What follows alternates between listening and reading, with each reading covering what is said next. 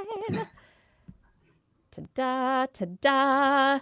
All of the buttons have been clicked. We are live according to my software. I don't know. I guess we're here, and that's a good thing. If you're here with us right now, you're going to be watching the live taping of the This Week in Science podcast. Everything that you see in the next few hours is unedited. We're not taking anything out of this, but if you want the pretty stuff, you better subscribe to the podcast because that's where the editing makes things sound better. So, I hope that you are going to enjoy the liveness with us. And yes, we are live. So let's begin a show in 3, 2. This is TWIS. This Week in Science, episode number 782, recorded on Wednesday, July 15th, 2020. Why friendliness is fabulous. Hi, everyone. I'm Dr. Kiki. Welcome to This Week in Science. Tonight, we will fill your head with cancer cures, pig blood, and friendliness. But first... Disclaimer, disclaimer, disclaimer. The information you're hearing from your religious, business, and or political leaders about the deadly viral pandemic may or may not represent the actual evidence-based understanding of scientists and medical researchers who know what the expletive they are talking about. If viruses could be prayed away, the pandemic would be over by now. If political will sticking to your guns against popular opinion could persuade a virus, the pandemic would be over by now. If pool parties getting back into the office and reopened restaurants was intimidating to the virus, the pandemic would be over by now. If we just took science seriously, if we acted a little sooner or waited at home a little bit longer before going out, the pandemic would be over by now. But instead, we may as well await the ringing of a bell and the voice from the street calling out, "Bring out your dead! Bring out your dead!" The only thing that may yet save us from the fate of death by ignorant powers that be is This Week in Science, coming up next. I've got the kind of mind that can't get enough. I want to learn everything. I want to fill it all up with new discoveries that happen every day of the week. There's only one place to go to find the knowledge I seek. I want to know what's happening. What's happening? What's happening this week in science? What's happening? What's happening? What's happening this week in science? Good science to you, everybody. Good science to you too, Justin, Blair, and everyone out there. Welcome to another episode of This Week in Science. We are back again to talk about all the science that happened this last week and maybe a little bit more because we just like to put that little extra in there because it's science, which is always extra. Okay, on the show tonight, I have stories. I have gas. I have a story about gas. Oh. I'm yeah, sorry. Anyway. Story about Pig blood. never mind. The pig blood. I brought the pig blood, and we are joined by a guest tonight to discuss the benefits of being friendly. We'll be introducing Dr. Brian Hare in just a little bit here. Hello, Brian.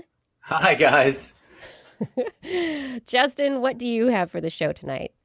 I have cancer cures that work, presidential daddy issues, and unpickling your brain with pickled capers. Pickled, pick a peck of pickled. Blair, what's in the animal corner? Oh, I have lefties and righties in fish. I have bystanding rats, and I have a little bit of seahorse news. I love seahorses. I'm looking forward to that one. So let's do some show here. As we jump into This Week in Science, I would like to remind you that you can subscribe to us on all podcast platforms. Just look for us. Look for This Week in Science, and you should find us there. You can also find us on YouTube and Facebook. You can go directly to our website, TWIS.org, to listen to episodes and see show notes. All right, let's dive into some quick science stories.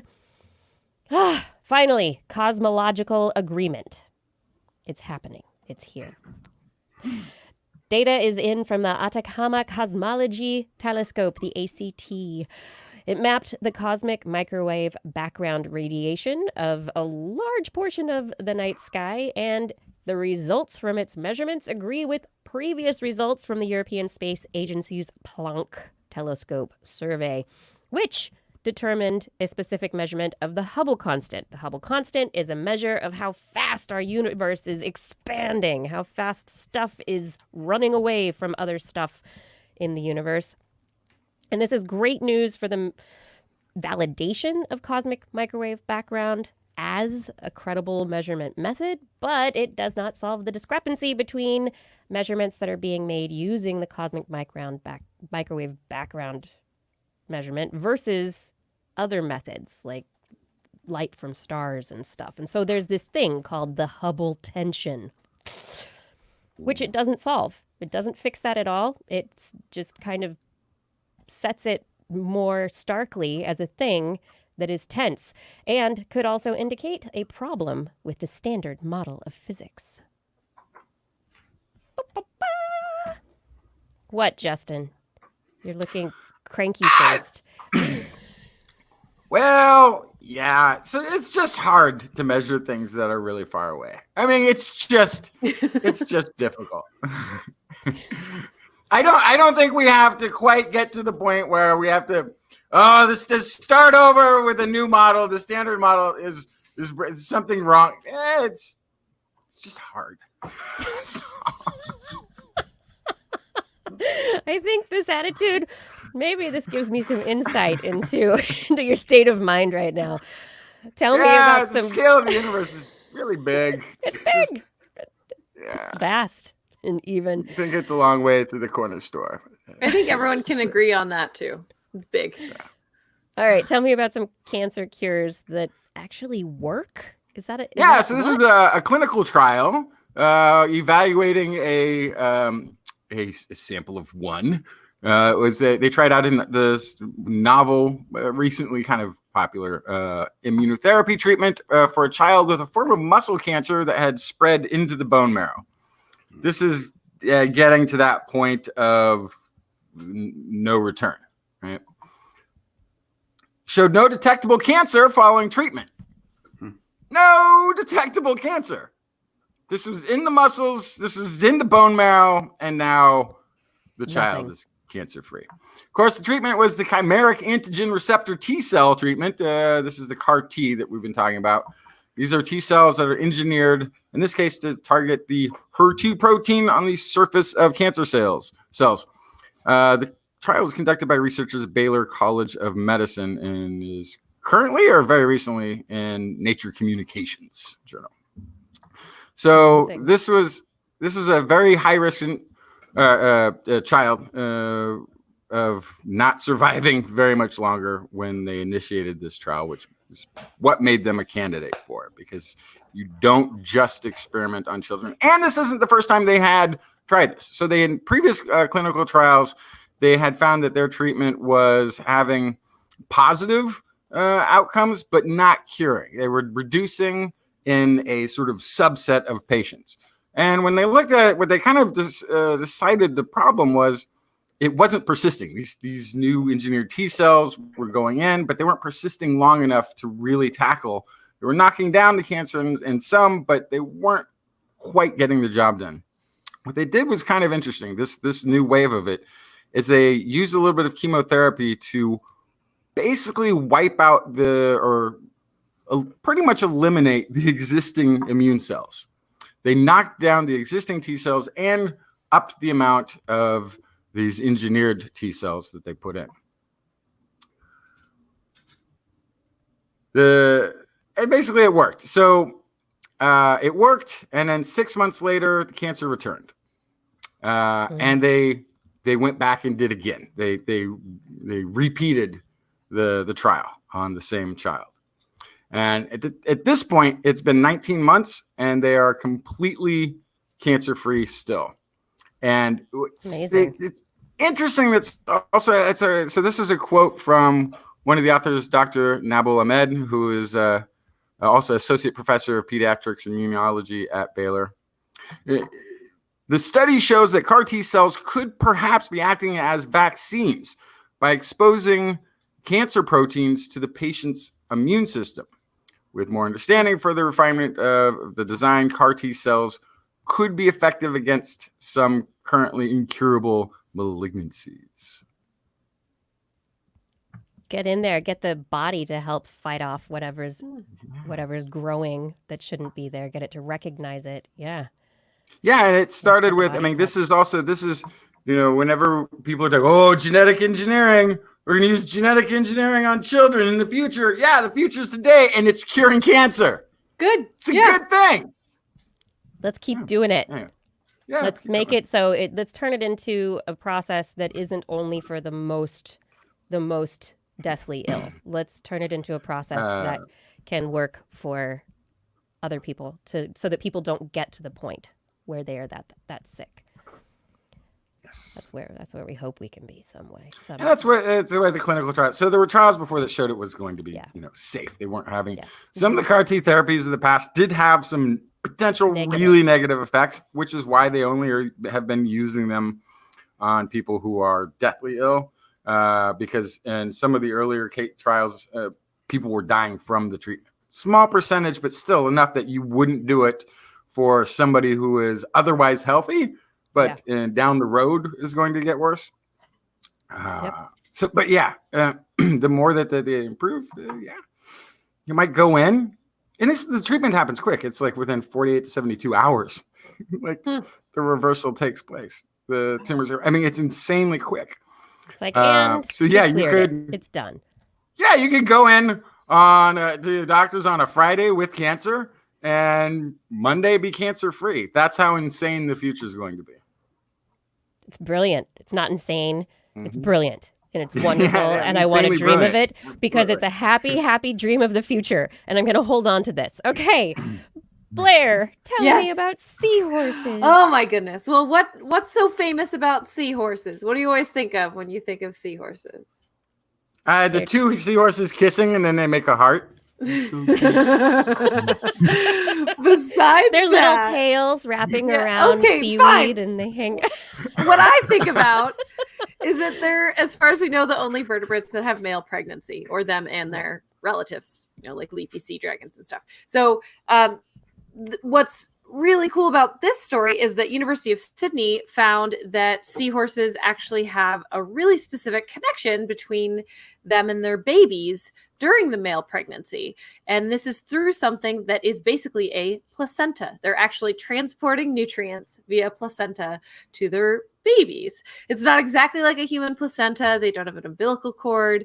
And so they need to do further work to figure out exactly how it's working. But as far as they can tell, the same way that human mothers transport nutrients, oxygen, and immune modulation, they do all that in seahorses as well from the father. But it's the daddy who has the placenta. Yeah. Does it come from the babies like it does in mammals? We don't know. That would be an interesting question. Yeah. So that's the question. Where's it coming from? Like what hormones are going on inside seahorse fathers? Because you would assume that placenta formation, these sorts of things are pretty strongly linked to things that we consider fundamentally female. But clearly, that might not be the case. Okay, so this is my question. I mean, it's fundamentally the parent who has the babies internally. Fundamentally. Can I just ask a question? Did somebody just decide which was the male and which was the female seahorse and just got it wrong? And for some reason, nobody's fixing it? Justin, if I may, one makes sperm and one makes eggs. Okay, I mean, that's one definition, I suppose. That is one definition. We just picked that one and have stuck with that. Okay, that's fair enough. Yeah, I guess. We like naming things. We're human. That's just, I will give you a name, and now you are named. Yes, you shall be. Sometimes though, we get gassy, which seems to be the last 2 decades, unfortunately. I'm so sorry. Kiki. Driven by To increases. Marshall and Kai mostly, but Oh, yeah. Driven by increases in agriculture and in natural gas, methane emissions have reached 10%. A rate of increase of 10% over the past 2 decades. They have increased, reaching 596 million tons in 2017. This is pretty much due to the increased consumption of red meat globally, especially in Africa, which was interesting to the researchers. And it's very tied to these agricultural emissions related to cattle ranching, except for in Europe, where European countries have been working very hard to reduce red meat consumption and cattle ranching. And also, they've made efforts to reduce landfill emissions. And so the Central Europe's emissions have been going down compared to everybody else's, but the rest of everybody is pretty much negating that benefit. So the thing with the methane, if I'm correct, and I'm probably am not, is methane does not persist in the environment as long as carbon does. Correct. Nope. However, you're... has a right, yes. mark. Wait, which is it? You can't say both. You can't say I'm wrong No, and you're right. right. You're right. Cheating. You are correct. Okay.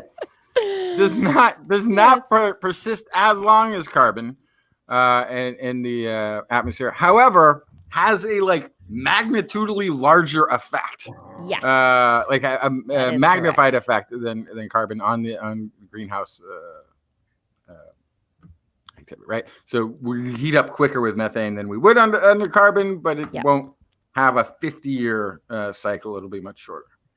Exactly. So if we methane sticks around for about 12 years, and that's a lot shorter than carbon dioxide, but carbon dioxide is like 50.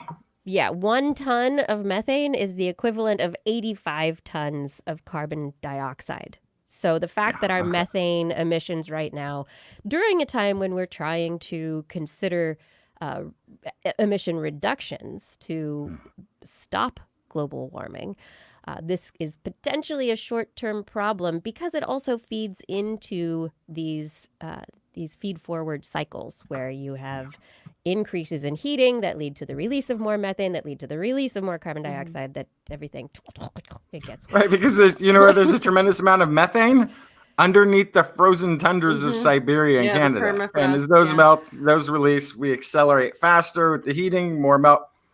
If it was just a methane problem though, it's sort of weird, but we could all take those steps that need to be taken and be done with global warming in 10 years. Mm-hmm. The problem with the carbon cycle is it's 50 years. So I don't even know what year it is. 1970 was 50 years ago? Is that right? 1970 is 50 years ago? No. No. I don't want to think about that. Okay, sorry. I know that kind of hit home too. This is why I paused. I'm like, wait, that's almost how old. Oh God. But the global warming, the global warming we're largely experiencing now is the carbon that started in 1970. Yep. Put it in those terms. Yep. It's even longer than that, Justin. It can be up to and over 200 years. Most of it stays about 50 years, but it can stay for hundreds of years, carbon dioxide. Right. But it's we had the muscle cars thing going on. No, I guess that's more 60s, huh? Yeah, the 70s was when we got the small cars again. It's more that there's carbon dioxide in our atmosphere right now from the Industrial Revolution. Just think about that. Goodness. Yeah. Anything that we do right now, we're not going to see results until the end of this century, if not beyond this century. So we better get to work, everybody. Mm-hmm. Not just methane. All right. Speaking of getting to work, pig blood. It seems to work for some cool things, but not just pig blood, pigs. Apparently hooking damaged human lungs that have been taken out of people up to a swine's circulatory system, basically going, hey, pig, let me hook this lung up to you. It can heal the lungs, and those once damaged lungs could potentially be used for transplantation into people who need lung transplants, Which Yeah, might 'cause I was become gonna very say- popular. which might become popular and very handy. Yeah. But because I was like, oh, but if you remove the lungs, you can't just be like, hold on, I'll give them back to you in a bit when they're better. I see what's happening here. All right. Right. So now it's very difficult to take lungs out of a donor body and keep them healthy long enough to get them into a recipient for a transplant. We have technologies that extend the life of the lungs for up to several hours, 8 hours or so after they've been removed, and very often they end up damaged or they have gone past their shelf life and then they can't be used for transplants. But apparently hooking them up to pigs, the pig circulation fixes everything. And then they could be good as new. Here you go. Can you just explain a tiny bit more what hooking them up to a pig is? I'm having trouble picturing that. I'm literally like picturing lungs outside with like a little bit of tubing, a couple syringes on either end, like something. Kind of like a that. body bag almost, yeah. The blood supply of the lungs is hooked up to the circulatory system of a pig so that the blood then circulates through the lungs. It circulates back into the pig, gets cleaned up by the pig's liver and kidneys, and goes through the pig metabolism, and then it goes back through the lungs again. And so all of the cells and the things that pig bodies and metabolisms do to keep the pigs healthy, it benefits the excised lungs. Yeah. Pretty cool stuff. That's awesome. It's very awesome. I mean, anything that we can do to increase the number of organs that are available to people for transplantation is a good thing at this point in time. If you just tuned in, this is This Week in Science. Oh, hey, if you're interested in a TWIS shirt or mug or face mask, we have these things in our Zazzle store. You can head over to twis.org, click on the Zazzle link, and browse our store. Find some nice items to share your love of TWIS with the world and support TWIS at the same time. We appreciate that.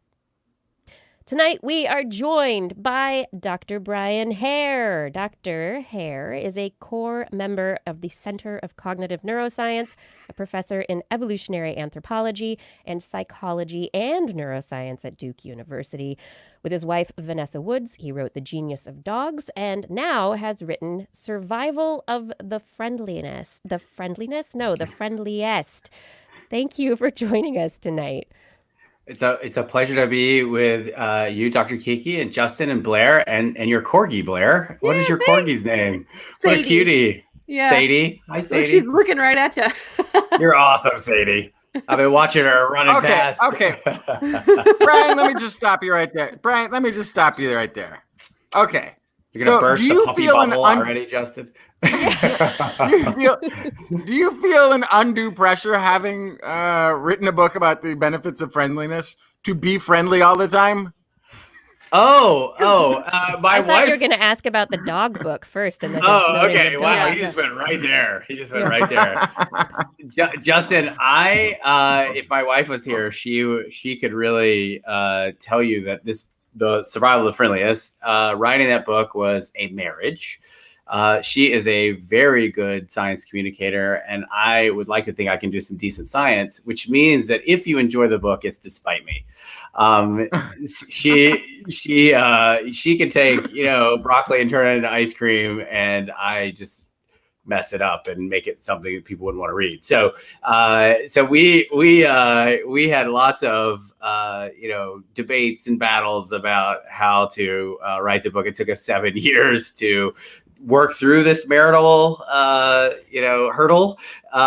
So she would say that I am capable of not being nice, is all I'm trying to say. You're capable of it. but you seem like a fairly friendly guy. Is is this why you like dogs so much as well? I mean, I guess so. I do really, really like dogs. I grew up, my best friend growing up was a dog, and we went everywhere all over the neighborhood together. He went everywhere with me, and I don't know, he was just my buddy. And I was like any dog owner, wanted to know what he thought and what went through his mind and what was it like to be a dog? Was he like me or was he totally different? And so I went to college and I found out you can do this for a living. You can hang out with animals and try to figure out how they think, and like people pay you for that. I am in. So that's what I've been after is, trying to imagine and learn more about what it is to be an animal and how their minds work. And then that helps us understand ourselves. I think it does. So you've worked with dogs, you've worked with chimpanzees, you've worked with bonobos. Which one's mind do you find the most interesting? Oh, wow. Yeah. So I've worked with a lot of different animals. I've worked with lemurs. I've worked with wolves, foxes, a whole menagerie of different primates. And I would say that I sort of gravitate to the great apes. I love dogs. They're absolutely my favorite. But I gravitate to the great apes because they just, when they look at you, you just are like, whoa, like that's different. And you want to know, like, how are you like me? I mean, are you thinking about me thinking? And so with chimpanzees, after interacting with them for about 20 years and having many chimpanzee friends, if you ask me the personality of the species, what I'd tell you is they're kind of like the cool kid in school that you wanted to be friends with, that really didn't want to hang out with you, but they were awesome. And you really wanted them to sit at your lunch table, but it wasn't going to happen. And bonobos are like the ape they're like the goofiest, silliest, like you're just like, how do you exist in terms of their personality? You're just like, I don't know, like, how did you happen? But they are absolutely, you cannot help falling in love with them. Of course, they would be the kids in school that you'd be friends with. They're kind of the goofy, like lovable, anybody can be friends with a bonobo kind of ape. Yeah, I can't quite relate to that. I went to a high school that didn't have any cool kids. There were none. There were you. You were there. No, none. We would see kids at other schools and be like, wow, they seem really cool. Nobody at our school. You were just in a giant bonobo group. That's all. That's nice. I would like that. I think a lot of us, we think about being in the world and how nice would it be to exist in a society of individuals that are not as aggressive as, say, chimpanzees are known for their aggression and their violence. Dogs are usually very friendly, but everybody knows, you don't trust a dog immediately. You have to get to know them. You don't know if they're going to be a nice dog or not. So how do we start looking at the traits? How are you starting to look at the traits? How did you get into digging into this?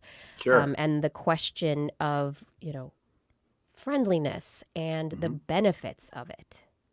Well, it's fun to be able to say what I'm going to say on a show where you guys were talking about rocket science earlier, because not all science is rocket science. And Nope. What unites science is you can powerfully attack a question and potentially falsify an idea that you think might answer it.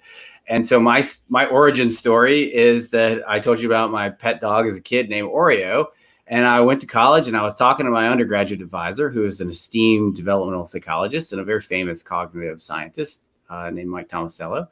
And he was explaining to me that between 9 and 12 months, all of us, all humans have a critical moment where we begin to use gestural communication and we begin to understand that others have minds like ours, and the gestures that they make are a window into their minds. So at that moment, from 9 to 12 months, that's when we begin thinking about the thoughts of others. And as we do that, that allows us to participate in culture and learn from others, things that other species aren't able to learn from generations past. So it really puts us on a totally different plane, even though we have this horrifically underdeveloped brain when we're born, and still at 9 months, a terribly underdeveloped brain relative to other great apes. So he's telling me this story and I'm like, well, that's really neat. And he says, and it's completely unique that humans understand these types of gestural communication intentionally, that I'm trying to tell you what I want or what I don't want. And not knowing any better at 19, I was like, well, I think my dog does that. And that was literally the start of my career, was me saying, I think my dog does that. And so he said, well, yeah, sure, everybody's dog does calculus. And I said, no.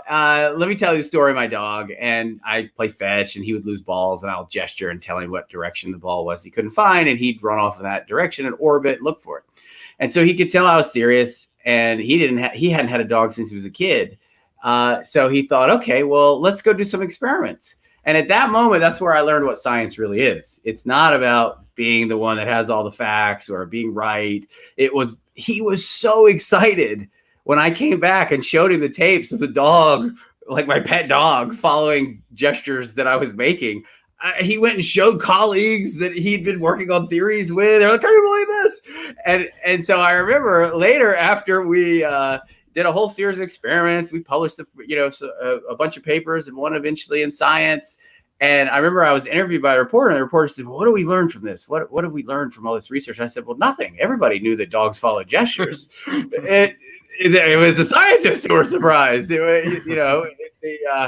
Apparently they don't have dogs. So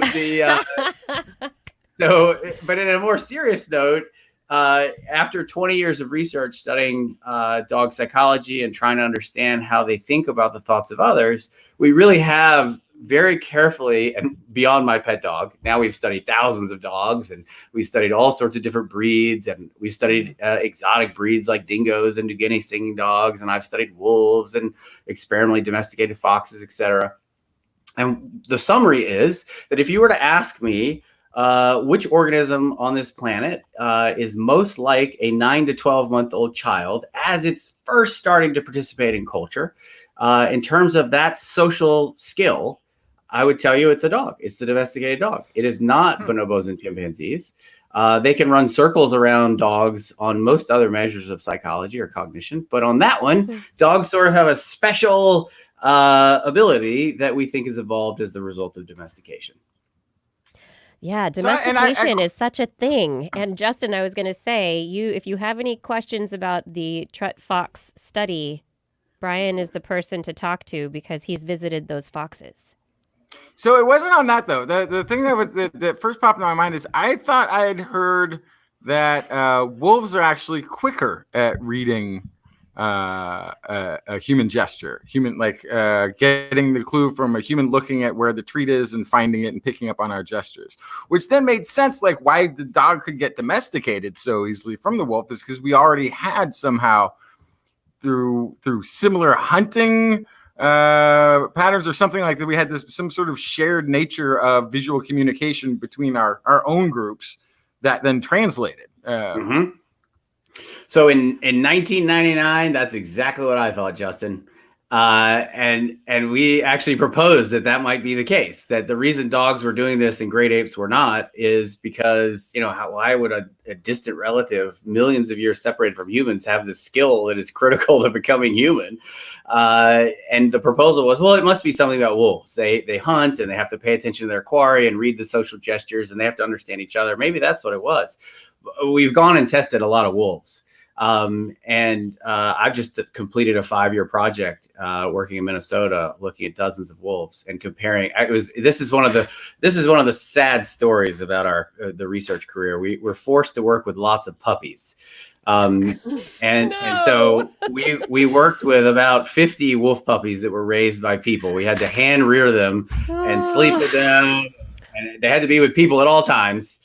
It was difficult to find people to help us. Anyway, I'm sure it was rough. You lose sleep. Rough. So anyway, and we tested dog puppies too. And this is where I'm with Justin because it sounds really fun, dog puppies, but they're difficult. They don't sit, they don't stay. I mean, they're super cute and they try to get away with everything. You're like, guys, we're doing science.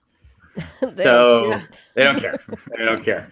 And it did take us a while to figure out methodologically because our methods are very complicated. But it involves hiding something in one of two places. I don't know if you followed that. It's a little bit like, I don't know, your first fMRI or maybe I don't know, learning how to do PCR. It's very, you hide something in one of two places and then you gesture or look where it is. And the question is, can they listen to you and realize that you're trying to communicate? And the problem when you test puppies is that you have to get down so they can see you because they're small. Even the biggest puppies that we work with, because these are 8 to 9 week old puppies I'm talking about. Super cute. Just coming right. Gross. So cute. Anyway, so there they are. And you're testing them. You're trying to line them up and they got to make this choice. Be serious, puppy. And what do they do? And my first idea, this is when I was doing my PhD, started working with puppies and, trying to take myself seriously. And first time I like gesture, I'm like, all right, what's he going to do? This is going to be so cool. Can they do it at this young? I'm so desperate to know. Or is it something that takes a lot of experience? The dog just runs right at my face and licks me everywhere. Yeah. And I'm like, Perfect. this is going to be a nightmare. So anyway, we progressed. We figured out how to get puppies to be more serious about science. In fact, just yesterday, we published a paper on almost 200 puppies and on a whole series of cognitive tests that are service dogs. And one of the things that we've been able to use all our learnings from is to figure out how to better predict which dogs might make it through assistance dog training. And the main group we work with is in Santa Rosa, Canine Companions for Independence. So your neighbor. Very nice. And these puppies, they're smart, they're friendly. Did you find doing the work between the dogs and the wolves that there was a huge difference at the puppy stage? Thank you. Yeah. So I got so busy telling about how I was just trying to please Justin because I could see the skepticism and I'm like, you don't even know how right you are. But anyway, yes, what we found is that young puppies actually perform as well as adult dogs in reading human gestures at 8 weeks, and with almost no exposure to people. They can still be with their litter. They haven't gone home. They have barely interacted with people. And we compared them to wolves that we've literally been with for weeks and pull them off mom at 5 days old and have been with them for 2 months. And, we play the same games. And on the social skill test, the wolves really struggle. They're great on all the non-social stuff. So if they have to remember something or they have to have some self-control, the wolves look like dogs. But on the social interaction with humans, and it's really specific to us, they're not that interested in us and they don't listen to what we're trying to communicate. So it does seem like there really is an interesting thing that's happened as a result of domestication. Yeah. So And domestication is this process. How long is that? What? The wolf to dog How long has the dog process? been domesticated? Like, how long have we been 9,500? buddies right now? Well, this is fun because, I can be a little bit sassy about the geneticist since I'm not one. Good. I started, I'm really interested in the impact of domestication. So people start, working with mitochondrial DNA, and the original date that was handed out was 140,000 years. Dogs were domesticated 140,000 years ago, according to mitochondrial DNA. Right. So this was a big story, and so now the estimates are, and it's still remarkable, but it sounds less extreme than 140,000 years ago. The best estimates are 15 to 25,000 years ago, and so and that's using archaeological and genomic comparisons. And now there's genomes, and so everybody is feeling more confident about these estimates. The reason that's exciting, and it's a good question, because it really it totally alters how you think about dogs, is 15 to 25,000 years ago, not a single human population was relying on agriculture that we would recognize as, planting crops and intentionally growing crops to survive on. And so that means that dogs are evolved, or the population of wolves that evolved into dogs were interacting with hunter-gatherers and foragers. And so the idea that they went and grabbed a bunch of wolf puppies and were like, hey, let's make dogs. Right. Let's feed them and walk them and pick up their poop. Yeah, it Exactly, seems like, hey, these guys make a lot of There was- garbage that's actually kind of delicious. We should probably hang out with them. yeah, That's probably more like it. yeah.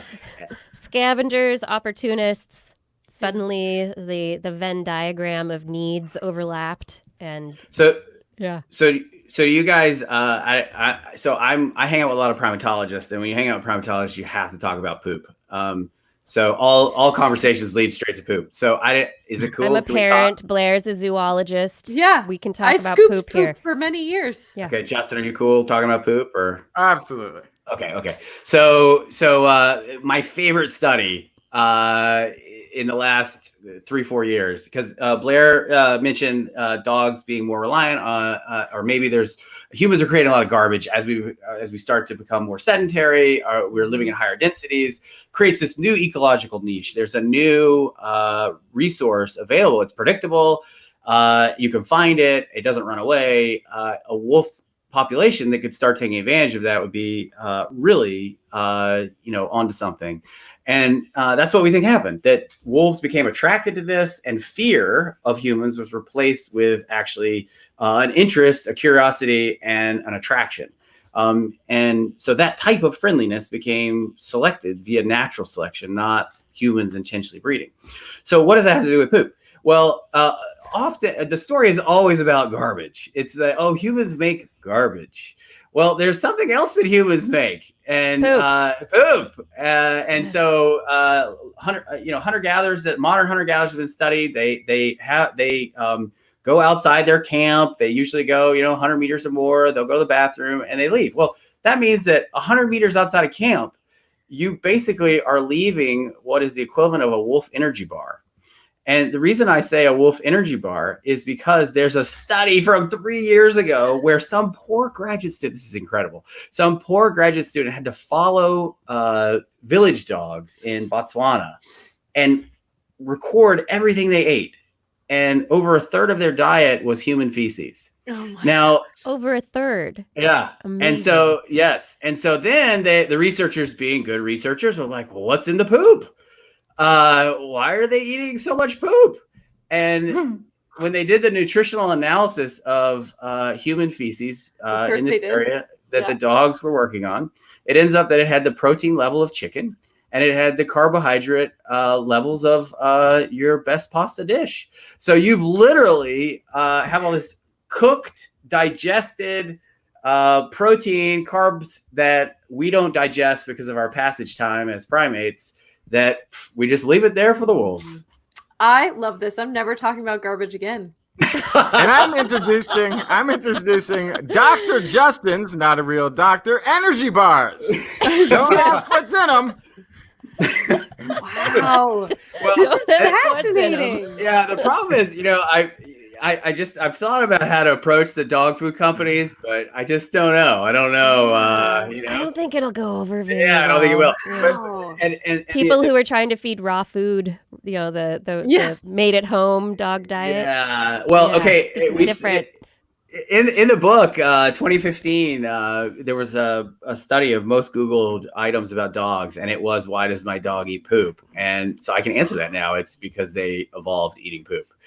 Yeah, I mean, most of the kind of conventional wisdom has to do with it has to do with smell or hormones or like information gathering, or puppies are around their mom who eat their poop to cover their tracks and all this kind of stuff. So this is a totally different angle.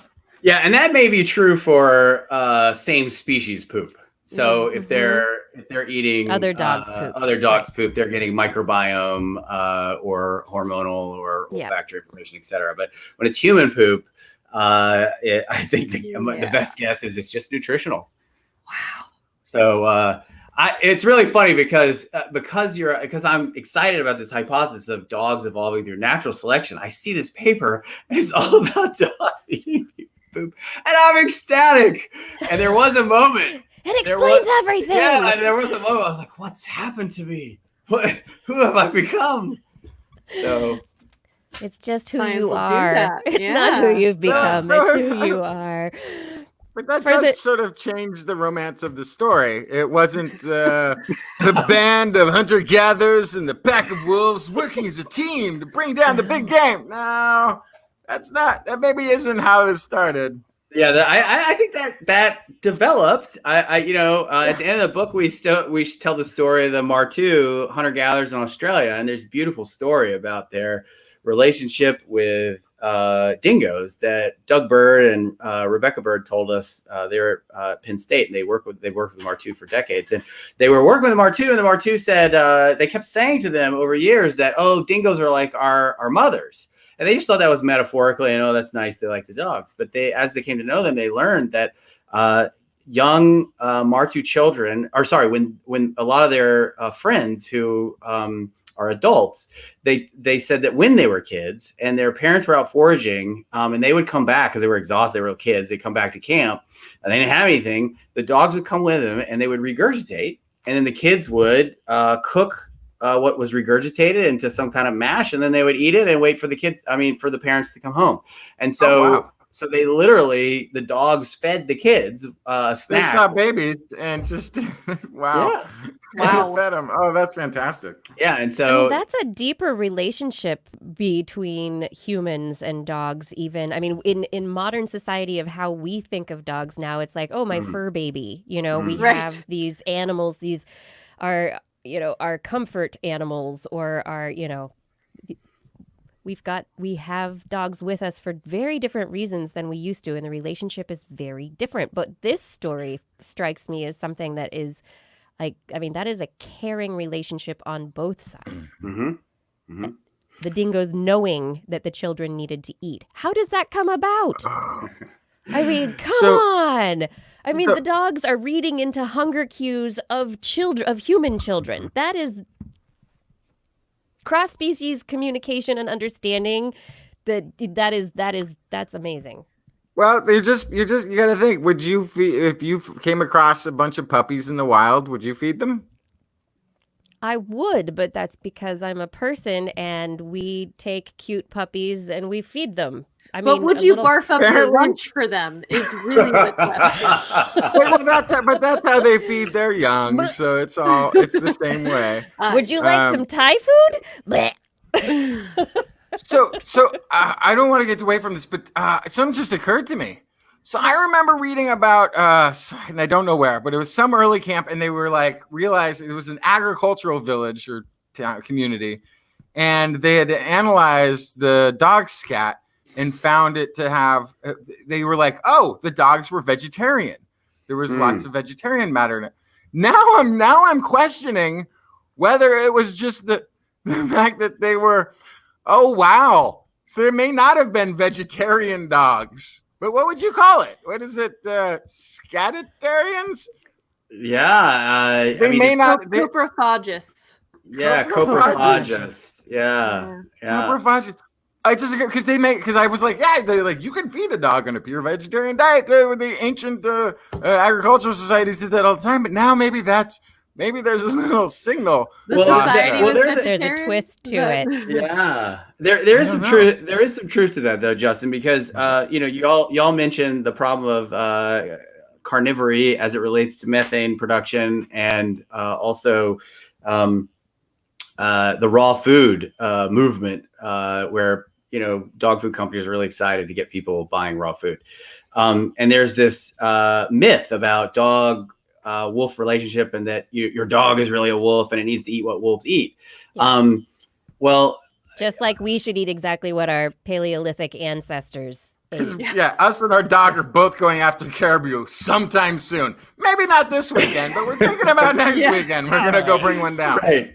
So evolution is descent with modification, and often descent, the fact that we're similar to a close relative, really gets played up very heavily. And there's really nice evidence that when it comes to dogs' ability to digest starch and their dietary preferences and what they need to be healthy, it obviously in the Venn diagram of two circles, it overlaps significantly with wolves, but by no means do they have to have raw food or rely on carnivory. Not at all. They can digest starch in a way that wolves can't. And there's some cool studies on their microbiome that support that. And is this part of that domestication process? Is the fact that they can digest these starches, does that have anything to do with the fact that they're friendlier and that they can cooperate with people and that they notice our social cues? Yeah. So what happened was when we found that wolves and dogs were different and that dogs were better at reading human gestures, we kind of were stumped. We were like, okay, well, it's probably domestication. It doesn't need a lot of exposure to humans. Wolves, it's not probably inherited from wolves because wolves are not showing much skill. They look more like chimps and bonobos. But how are we going to test that it actually was domestication? So then I had this opportunity to go to Siberia where Dmitry Belayev in the 1959 started an experiment where they selected a population of foxes to be friendly towards humans. So they kept a control line that they bred randomly in how they respond to humans. But the experimental line at 7 months, if you approached and were interested in a human, and you were friendly and wanted to basically be pet and jump in their lap, they would then breed you together with another fox who was equally as friendly. And so after just 10 to 20 generations, what they were able to show is that relative to that control population that they kept, there were increases in friendly behavior, and also puppy-like behavior in the adult foxes. So they maintained sort of this whiny, puppy, cute, begging kind of vocalization. They wag their tails at a much higher rate as adults instead of the control line that goes away. And then the big shocker and the really exciting thing was they only selected based on friendliness and behavior, but the foxes also that were selected for friendliness started showing high frequency of floppy ears, curly tails, changes in their coat color, like the white spot on the forehead of many domesticated animals, and their facial features really changed. They got shorter, more feminized faces and reduced canines. So all of this happened as an accident of the selection for friendliness. I went to Siberia. I was actually the first non-Russian to get to collect data and publish a paper with the foxes. That's cool.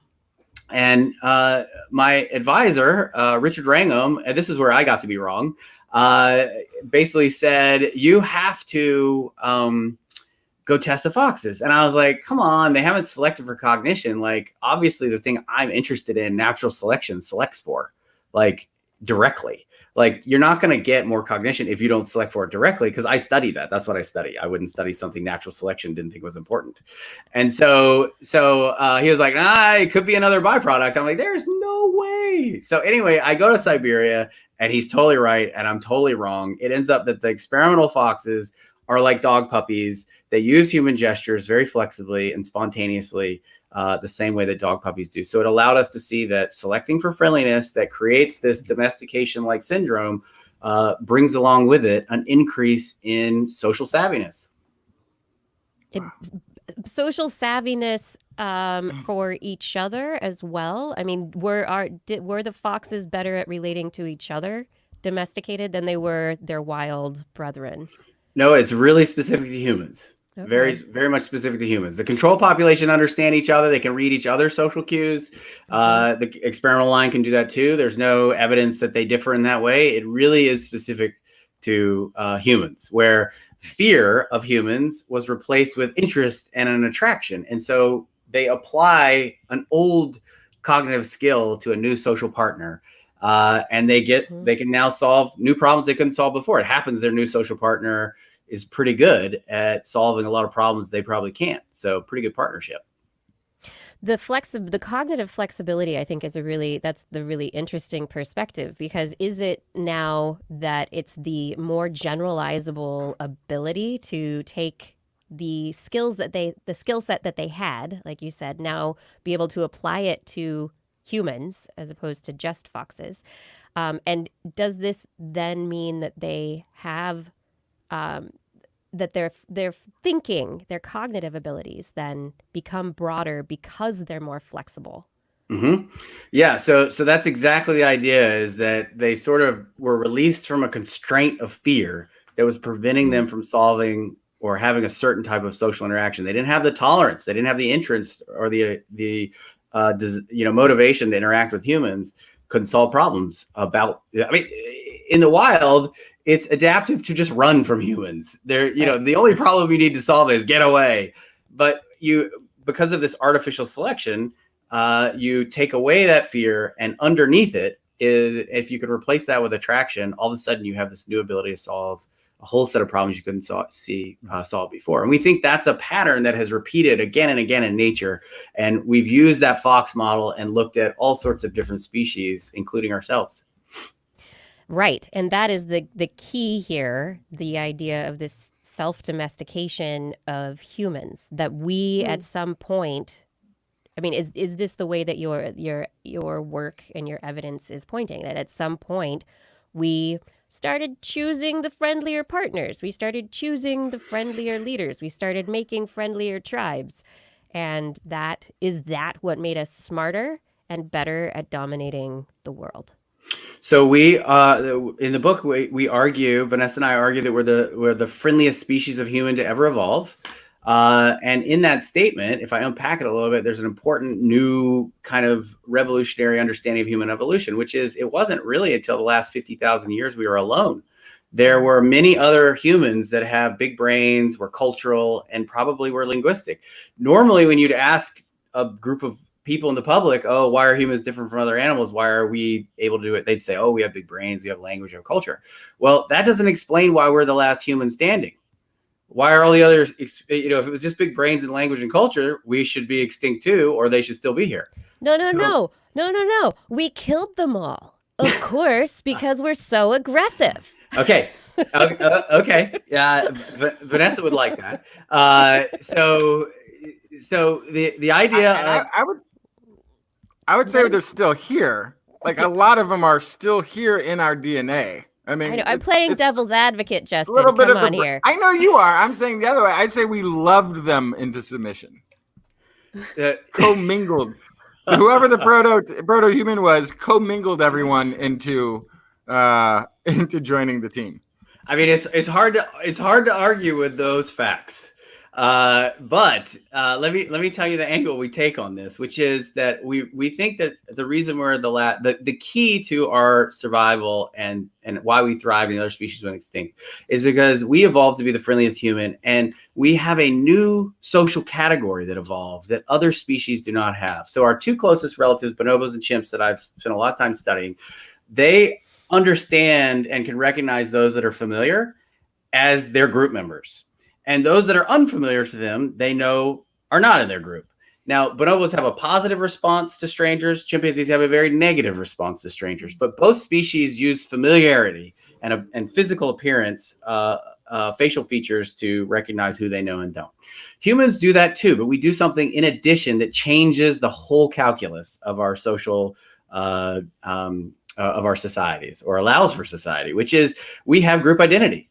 So we have a sort of a way to recognize that complete strangers who we've never seen or met before are members of our group. And whether it's an accent or a ritual or something that somebody wears or a tattoo or even a type of tool you make, instantly you realize by seeing that marker that you actually are seeing a stranger that's in your group. And no other species can do that. And as soon as you can recognize strangers that are your group members, you can network minds together, innovate much faster, share innovations across wider spaces. And not unlike the internet revolutionizing innovation, it would have had the same impact. So technology takes off and we can outcompete the other humans potentially. Now, I know that this seems Pollyannish because of you already saying we beat them because we killed them, and who knows how those genes got in our species from the other species. So the argument, and partly because we were coming from the self-domestication hypothesis and thinking about the cognitive architecture that humans have and the neurobiological architecture that humans have that allow us to think about others' thinking, that we sort of already covered, originates from 9 to 12 months in those gestural communication. That neurobiology and psychology allows us to have compassion and empathy for our group mates and love those that are not our family as if they are. But that same system that allows for our unbelievable and unique friendliness, it can shut down. It can turn off, and we can not apply it to all humans that we meet, and especially human groups that threaten our group or our group identity. And so that is, I think, the key of how you have this paradox solved, where we are the kindest and the cruelest species. And it's because the pressure was to be friendly, to cooperate, innovate, and have better technology. But our social identities then set up the possibility to morally exclude those that threaten our group that we love so much. So how do we fix that? Yeah, I mean that is at the crux, right? Yeah, exactly. Magic. It's at the crux of so many issues in modern society right now, where our group identity is being used against us by propaganda, by people, just propaganda basically, and it is affecting the way that families are able to interact now. And this is, from your perspective, from the book, from the work, this has allowed us to survive for so long. It's deeply ingrained. How do we short circuit what we've done in modern society to be able to continue to survive? Mm-hmm. So just quickly, the evidence for selection for friendliness, for those of you who are reasonably skeptical of this idea, the interesting thing about domestication is, because it changes morphology, we could look for fossil signatures of friendliness in the faces of extinct humans. And what we saw when we did that is that human faces over the last 100,000 years have basically become, in shorthand, more dog-like.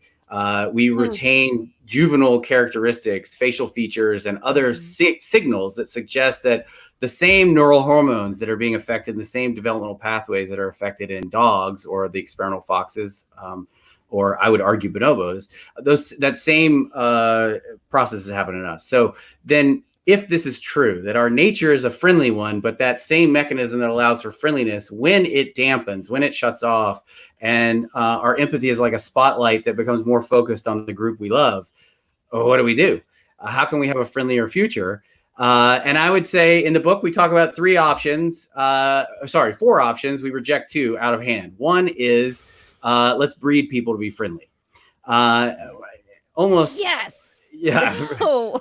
Almost. Oh, yeah. Almost. But and I mention that because it normally people who are science minded kind of giggle uncomfortably with that. But every talk I give on this, I get a very sincere question from an audience saying, "Can we just breed people to be friendlier?" And of course, we dealt with that in the book, the ugly history of controlling human breeding. And we then also try to, but not just do a history, but talk about the science of why it wouldn't work. It actually wouldn't even work anyway, not to mention it's morally repugnant. So, but wait, haven't we done that? Like, I feel like that's what society is.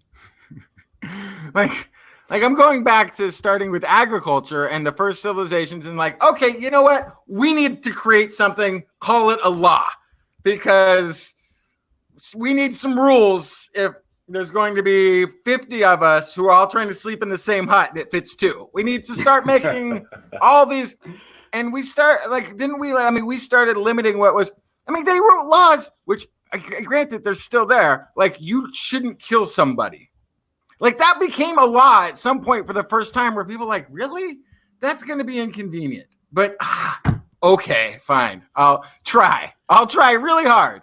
Well, okay, you just can't but kill at the same time, anybody. Justin, you get to this point where, if you talk about population dynamics and the frequency distribution of certain neurotypes throughout the population, you have the super aggressive people and you have the super friendly people at opposite ends of the spectrum, and then they mix somewhere in the middle with varying levels.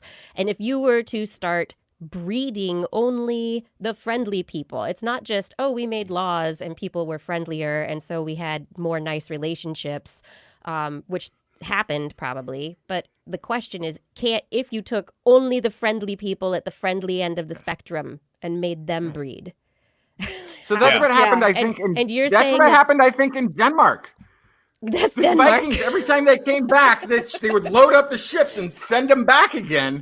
And so like all the pillaging and the raping and the violence, and then they ended up just staying in England. They like, if we go back, they're just going to send us away again. It's Iceland. And then It's all Iceland. the friendly people are sorry. in Denmark.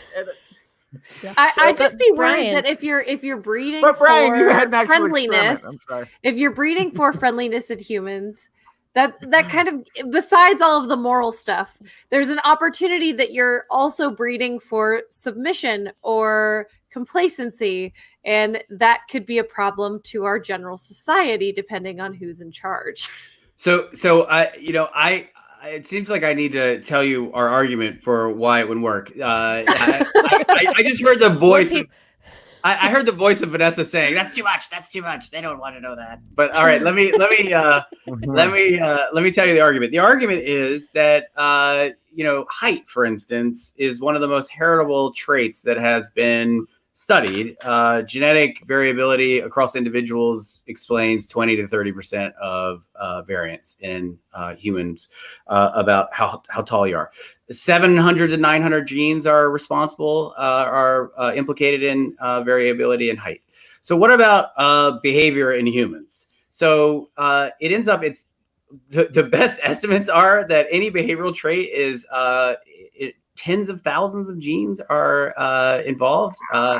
So of the 50 or whatever we have, 50,000 we have, it's a large majority of them are going to be involved in any behavior. So behavioral systems are highly buffered, and so if you and what would be required to do what the Fox experiment did is they only allowed it.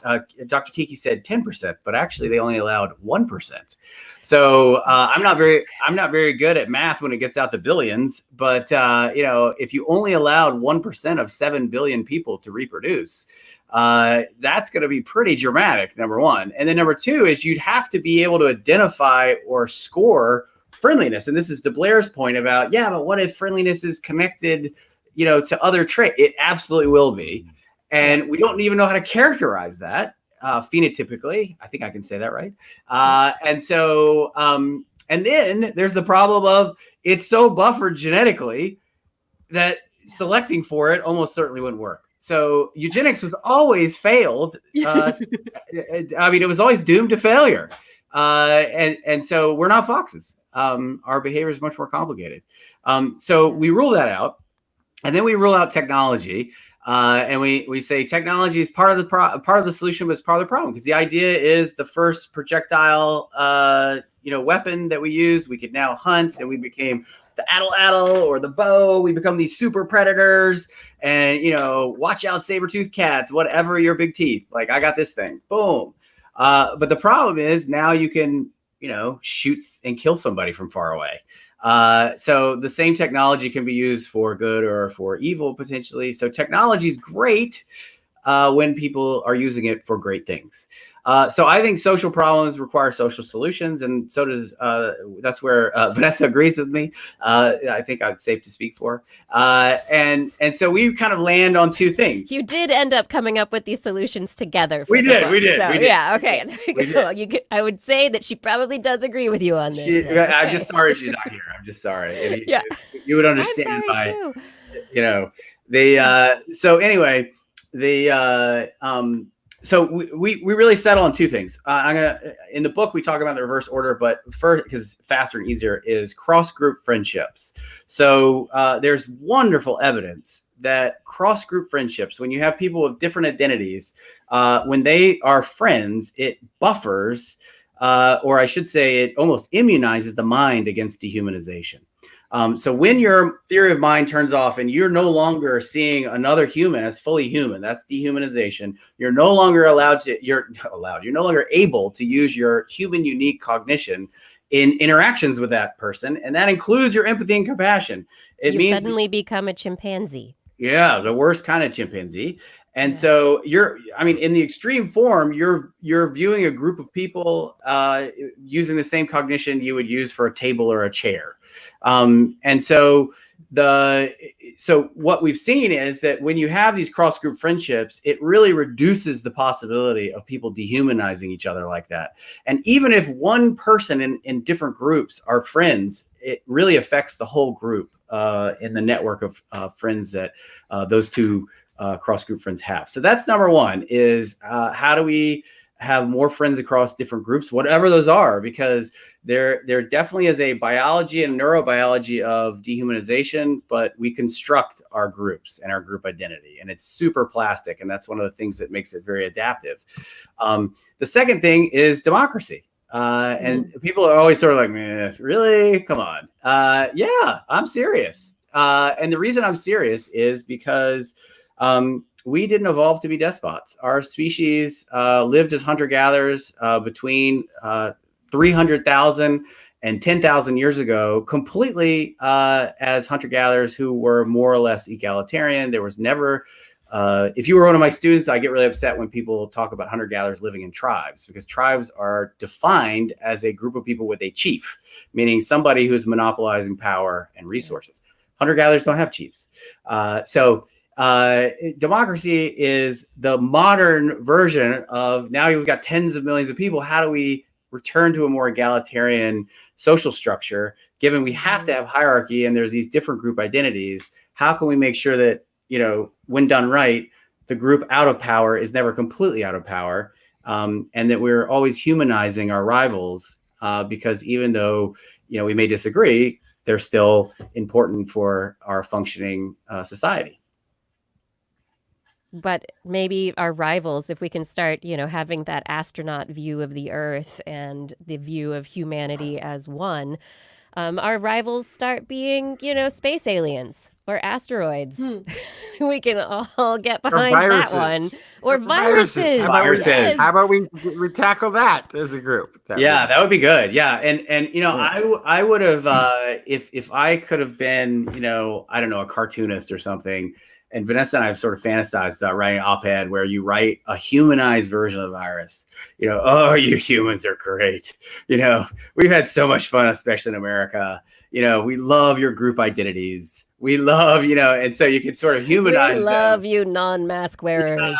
Yeah, if the problem is the virus is dehumanized, but I think if you humanize the virus, then now you might get the better part of the unifying force. Yeah, well, then you find this defender of the earth and the environment and social justice.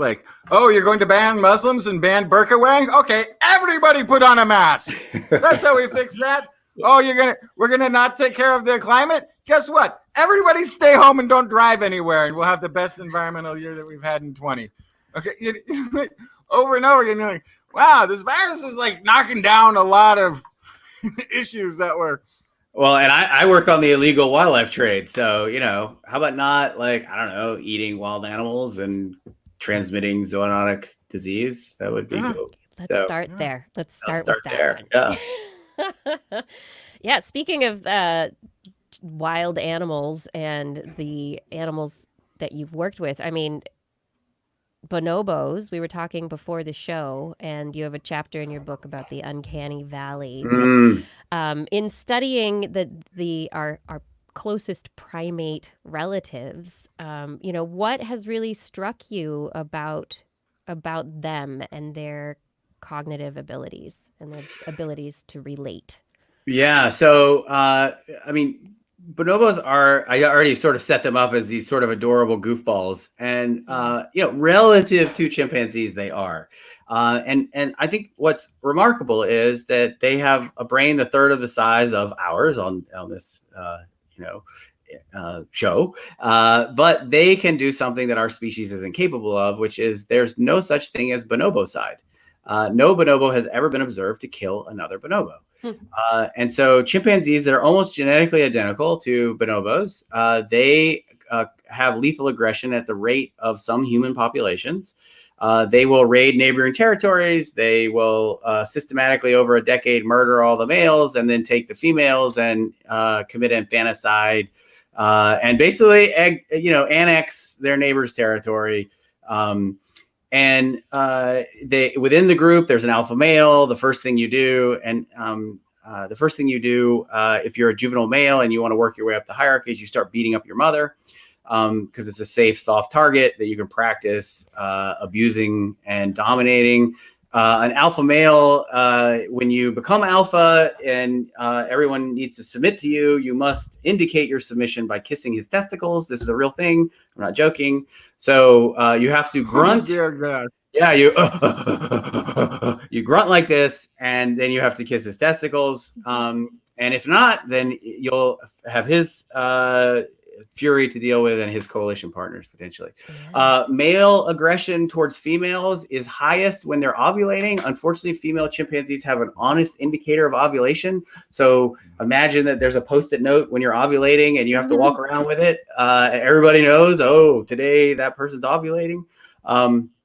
So chimpanzees, their swellings literally say within this 5-hour window, that female is definitely ovulating. So she gets targeted with horrific amounts of aggression because the males are like, well, I'd rather beat her up than beat you up because she's only 2/3 the size of you. And if I can intimidate her to come with me, then I don't have to deal with you. So they absolutely get coercively punished, and it's pretty rough. And so this is the darker side of chimpanzees. Now they are also wonderful. There's also the Jane Goodall, Curious George version of chimpanzees that normally is celebrated. But the amazing thing is that bonobos that share 99.9% of their genome have none of the behaviors I just described to you. None of them. Yeah, how do the male bonobos who run that society differ from their counterparts in the chimp side? That's a leading question. Yeah, thank you. I try every day to be a better bonobo male. Let's put it that way. What we think happened is there was really strong selection against male aggression because it ends up that being an alpha is very costly. It's energetically, it's risky, it taxes the immune system, and there's beautiful data showing that alpha males really struggle to keep their tenure and to stay healthy, and there's a crash after they sort of lose that spot. So male bonobos, we think, have been selected to be much friendlier. And I'll go. I want to tell you one more fact that's fascinating before I tell you how they're friendlier. Besides saying none of that happens in bonobos, this is totally remarkable. It blew my mind. It blew our whole community's mind. It ends up that the most successful male alpha chimpanzee is not as successful at reproducing as the most successful bonobo male. And so basically, friendliness wins. You have more babies and you have more reproductive success as a bonobo male. And why are bonobo males friendly? Bonobo males, the last thing you would do is attack your mother. They are total mama's boys. They do not raid neighboring territories. They don't commit infanticide. They don't even form coalitions with each other. Never has there been a case of infanticide. And instead, if there's a problem in the group, females tend to form an alliance against any individual. It tends to be juvenile males. Wait, it's a matriarchal society. Okay, so you can't. It's not. It's not, Justin. It's not. It gets more interesting. It gets more interesting. So that is what has been a huge argument in literature. Oh, bonobos are matriarchal because if they don't have, that's what I've always heard. Someone's got to be in charge, right?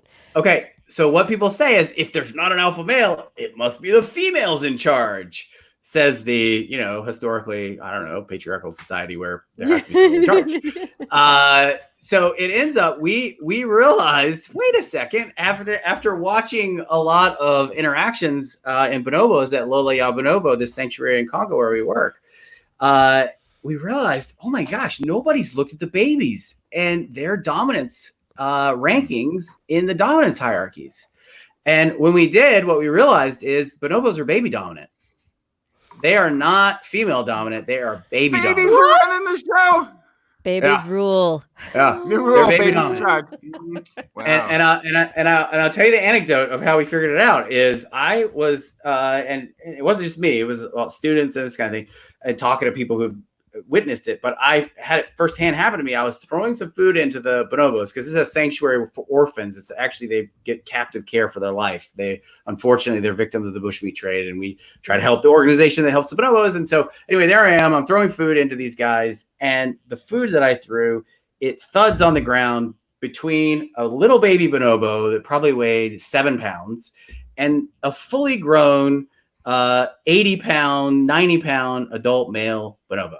And as soon as the food hits the ground, he screams at the top of his lungs and runs away. And the baby bonobo walks over and picks up the food and eats it. And so why did the male just get the heck out of there? And the reason is because I have personally had this where I accidentally scared a baby bonobo and the entire group comes to attack you. Oh. The entire group. And so in chimpanzees, what happens is if a chimpanzee baby is threatened, it screams, same reaction, but the mom comes and that's it. Yeah. Just mom. Mhm. And in bonobos, everybody's coming. Wow. And so you don't mess with a baby bonobo. Nope. They're just sitting there going like, we get whatever we want. And we don't know why, but and you're like, you guys are so spoiled. And you're like, I'll scream. They're like, okay. Take what you Don't want. scream, just don't Yeah, scream. no, that would be extremely intimidating. That this little baby, you know, they could just any second call could have you my taken family. down by the entire troop. Yeah. So That it's is like, wild. yeah. So they're baby dominant. So they don't fit. And the reason I say they're not matriarchal, I mean, I guess you could argue they're matriarchal because obviously the females are the guardians. And if matriarchal means that, you know, females are sort of keeping the males in check. Okay, fine. But the sort of sciencey way that people think about this is male dominance typically is associated with males being larger physically. And then, if there are many species that are female dominant. So the lemurs at the Duke Lemur Center I work with, there are many species of lemurs that are female dominant. Hyenas are female dominant, but the females are larger than the males. And in hyenas, it's very extreme because the female hyenas have male, more masculinized genitalia. And in fact, the same process happens with lemurs, where as females become dominant and larger, their genitalia become masculized. My colleague here at Duke, Christine Dre, is the one who has been able to document this. So, so anyway, along is that's not what happens in bonobos. So female bonobos are still smaller than male bonobos. They do not fit in any typical definition female dominance. And so that's why we were like, there's something else going on here. And then having interacted with them and being terrified of the babies, we were like, hey, wait a second. I think the babies are in charge. Amazing. We know that a lot of these social differences come from cognitive differences. Cognitive differences come from neural differences. So digging into the brain, Ouch. yeah. No, actually, there aren't a lot of pain neurons there, so it wouldn't hurt too much. Get past the skin and pop out a little bit of skull. Is that what you say fine. before you talk somebody into that? That's fine. Let me just dig in there. You It's won't not feel gonna a hurt. thing. You won't feel a thing. That's right. But what are some of the differences in the brain, or can you see differences in the brain between chimpanzees and bonobos? I mean, human brains are bigger, but other than that, what kind of difference is there? Yes. So let me go back to wolf dog comparisons and the fox comparison and the process of domestication and what does selection for friendliness do to the brain. So what we have observed, and we as the royal we, like a lot of people way smarter than me, but I get to tell you about it. What folks have observed is that when you select for friendliness, it alters first and foremost the serotonergic system. You get a much more serotonergic availability, whether that's the receptors of serotonin that allow serotonin to impact your neurons, or it's just there's more of it in parts of the brain that are involved in response to threat or fight or flight. And so it ends up that when you have high levels of serotonin, for instance, in cats, they are not particularly hungry, nor are they predatory. When that level goes down and you're in I don't know if you're Daniel with the lions, bummer. You're in trouble because their predatory behavior will be expressed. So we know that serotonin is tightly linked with aggression and predatory behavior. when looking at the foxes, they have 5 times the level of serotonin, the experimental foxes, as the control line. These are very happy. I don't know. It's like being on SSRIs or ecstasy or something. And so they're pretty happy foxes.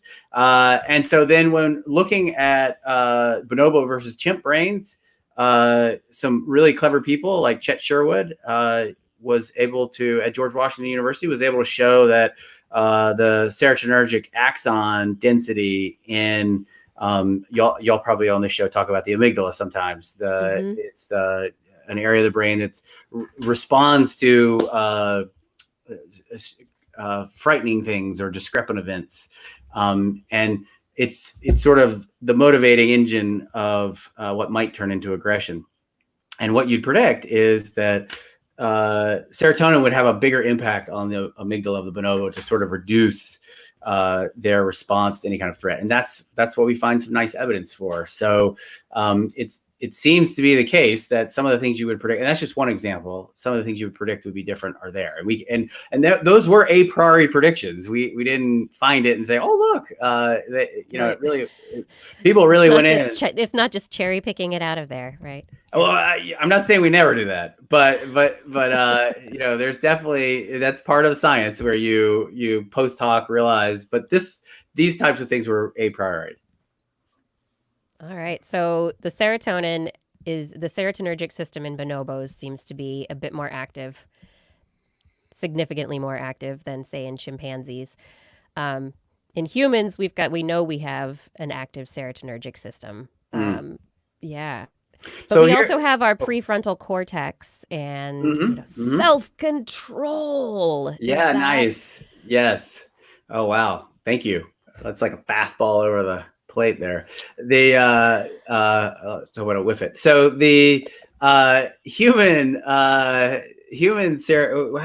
okay, great, whatever. Animals have different levels of serotonin related to their aggression. What is that? You just told me we can't do eugenics.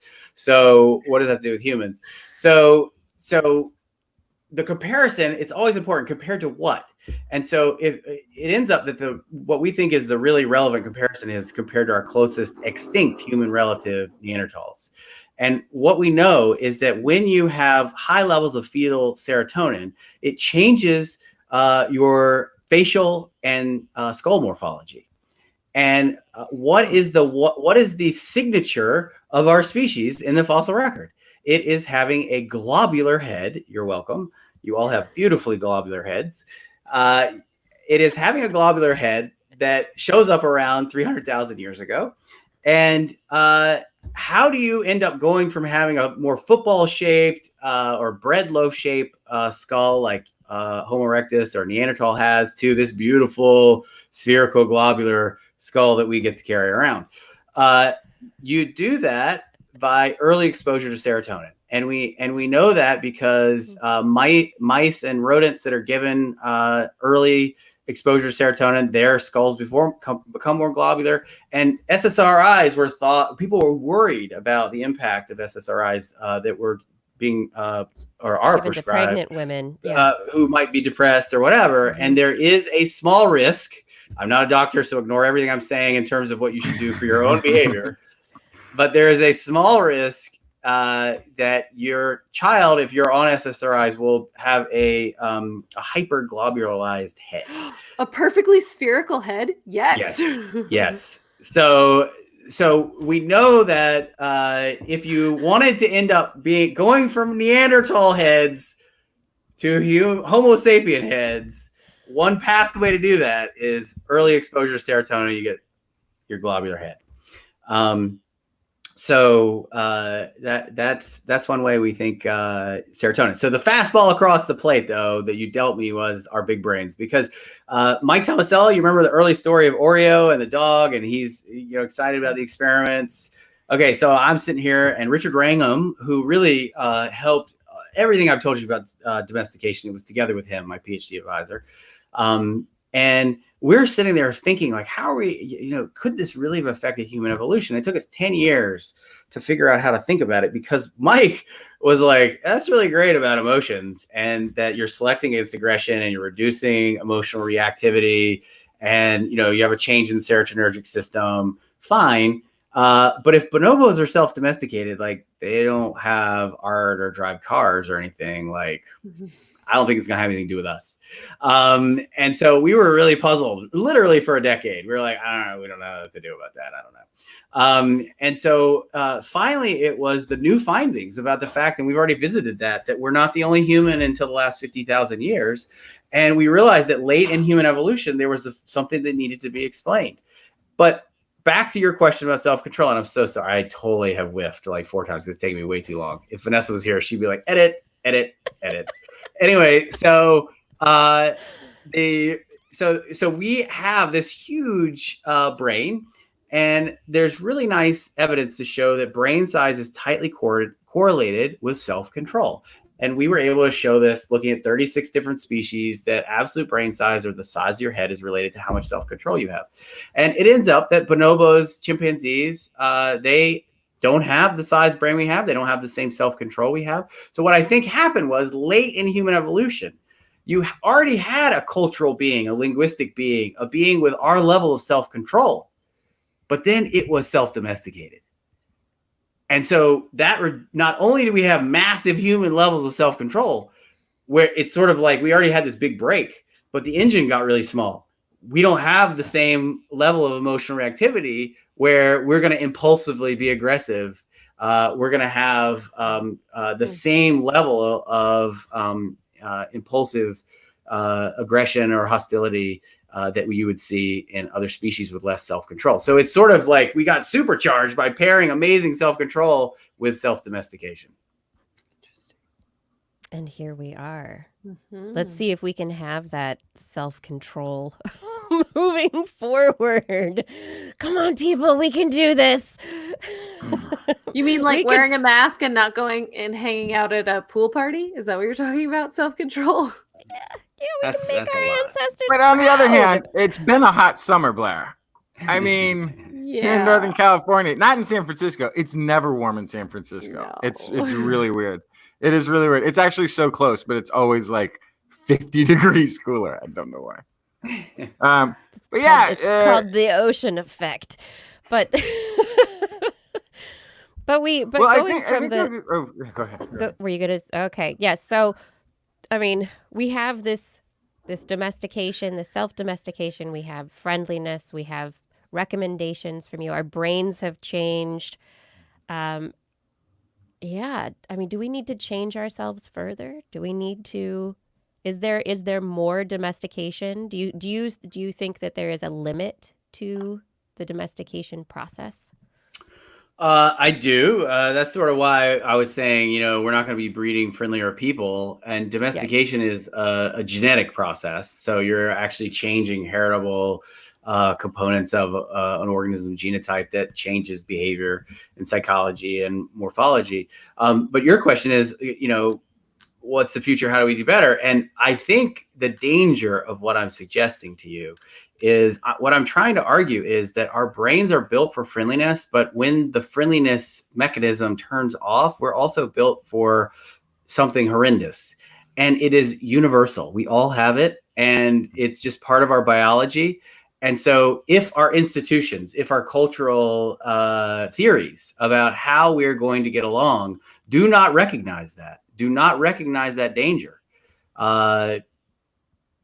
we are absolutely going to be committing the same errors again and again and again.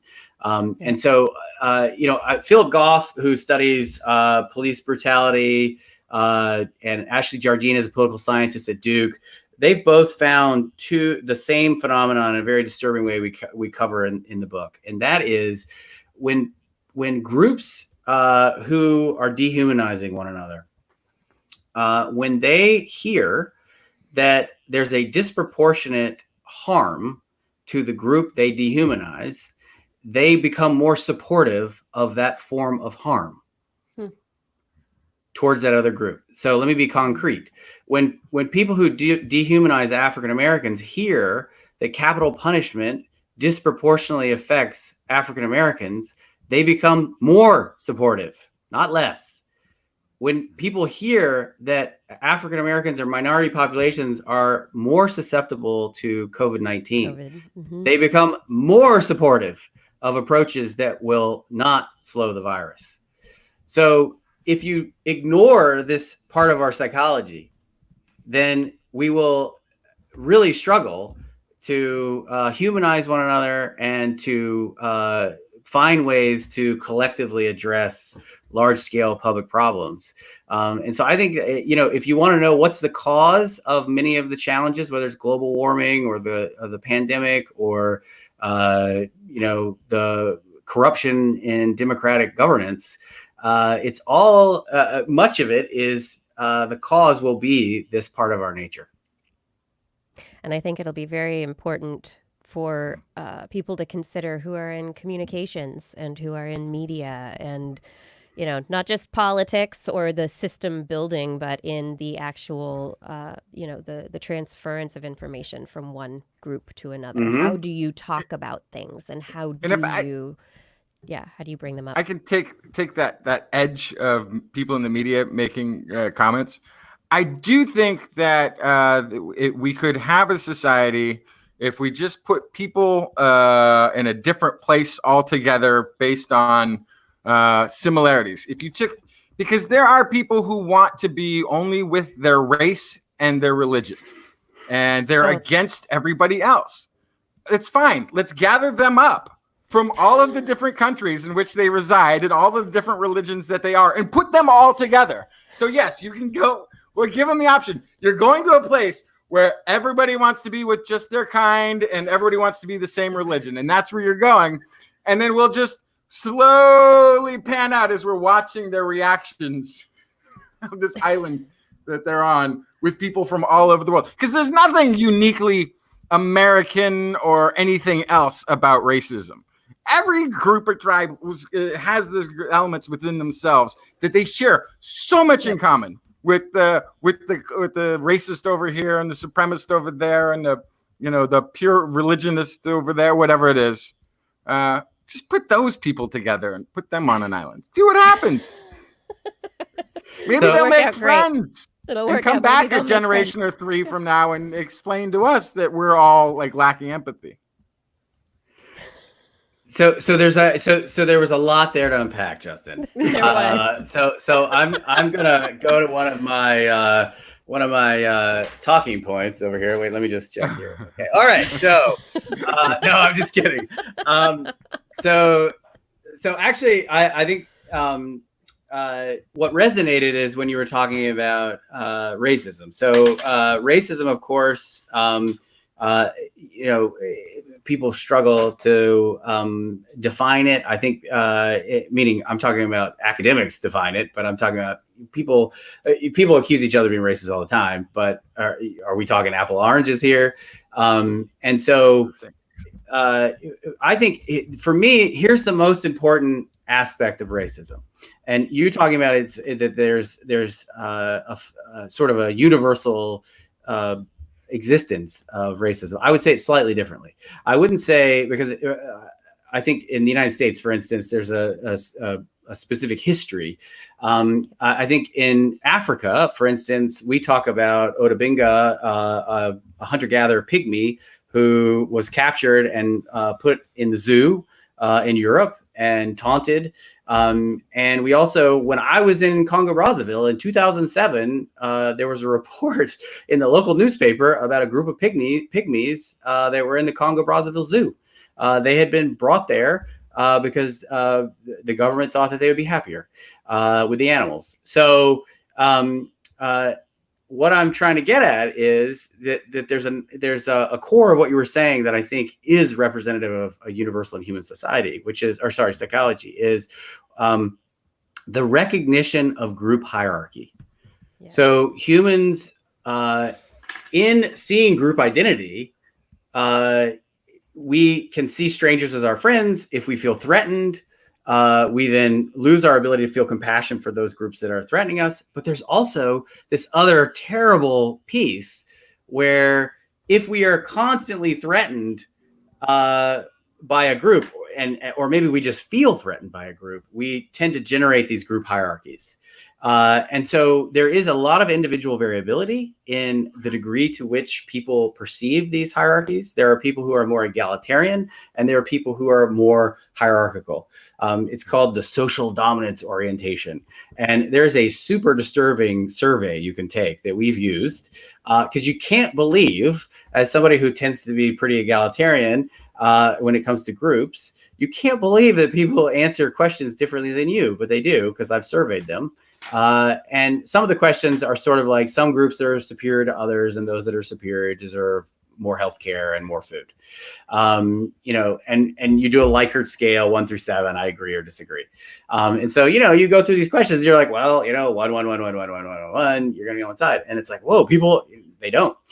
It ends up that if you have a very strong feeling of group hierarchy, these are the people that are most easily convinced to feel threatened by other groups. And they're also the people who are most likely to dehumanize. And they're also the people most likely to accept punitive or violent measures against other groups. Now, here's an even more frightening part of this. It is not who you think it is. It is not that this is distributed only in, you know, sort of the hillbilly elegy, rural white voter in poor rural areas. It's almost exclusively New York white women, isn't it? What we discovered? I just watch the news and believe everything. No. Don't take in anything else. No, so Ashley Jardina did this unbelievable study where she looked at both dehumanization and this group orientation feature. And basically every demographic in the United States, you can find a certain portion of people who are extreme. It doesn't matter if it's Democrat, Republican, rich, poor, educated, not. You do these surveys and you get back a significant portion of people. It's always a small minority, you know, 5, 7, maybe 10% of people. But you get a significant portion of people who are really in this extreme. And these are the people who then, when there's a threat, they are have the strongest responses. But we all have this ability. So another example of us all having the problem is Noor Tiley, who is at Northwestern, has done brilliant work on dehumanization. He uses this figure called the ascent of man. You all know it. It's you know, the little monkey, and then it goes to sort of the stooped over, you know, hominid or whatever, and then there's the person, and then it ends with, I don't know, a person on a computer or something. Yeah, somebody on a computer or right, on a couch watching television. Yeah. So he basically asked thousands of people across the world, tens of thousands of people across the world in different cultures. And he has this ascent of man, and you're looking at it, and below it, there's a little slider with the name of a group. So, you know, Australians, Muslims, or it'll say Swedish or Latino, blacks, Americans, whatever. And you slide the slider and indicate if each of these groups is fully human.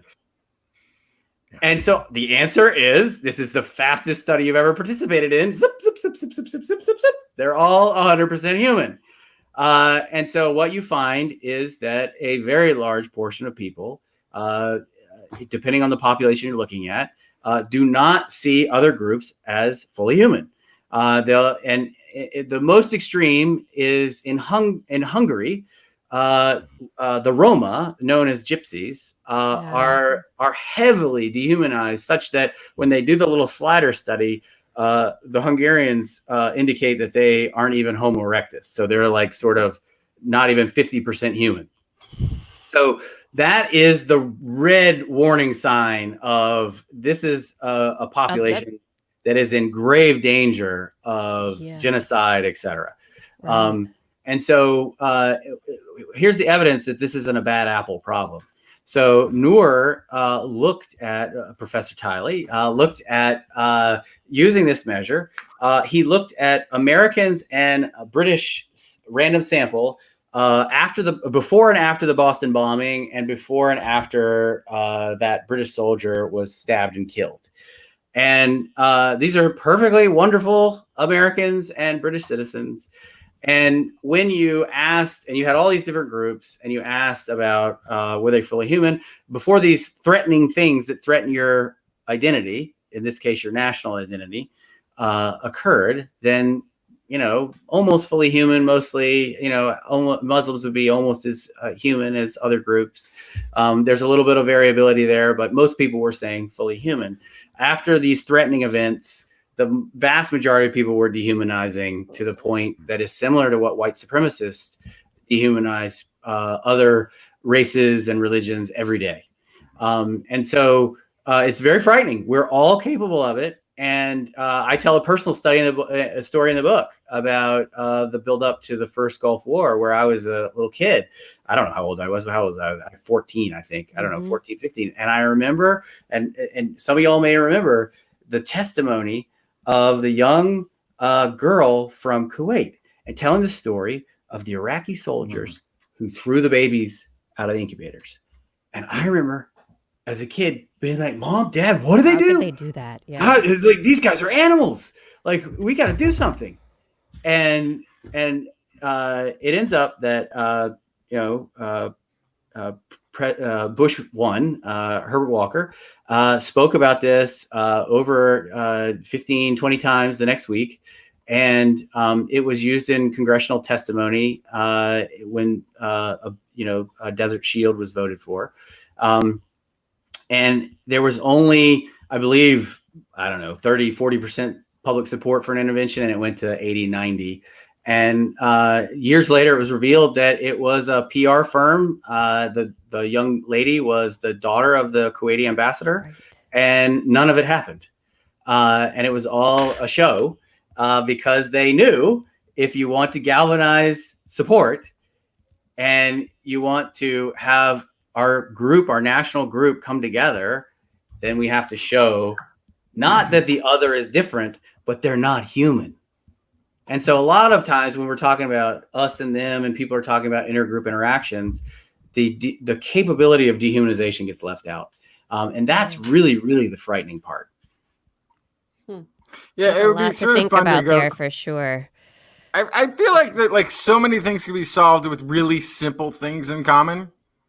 Like, so there's babies being thrown out of the incubators.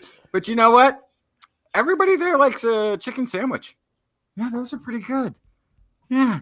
You know what? You know what's a really popular drink over there? Coca-Cola. Really? You don't say, yeah. They like that too. Justin, you're actually right, because so this is the positive story. I can't not Nobody tell you. More stunned than me.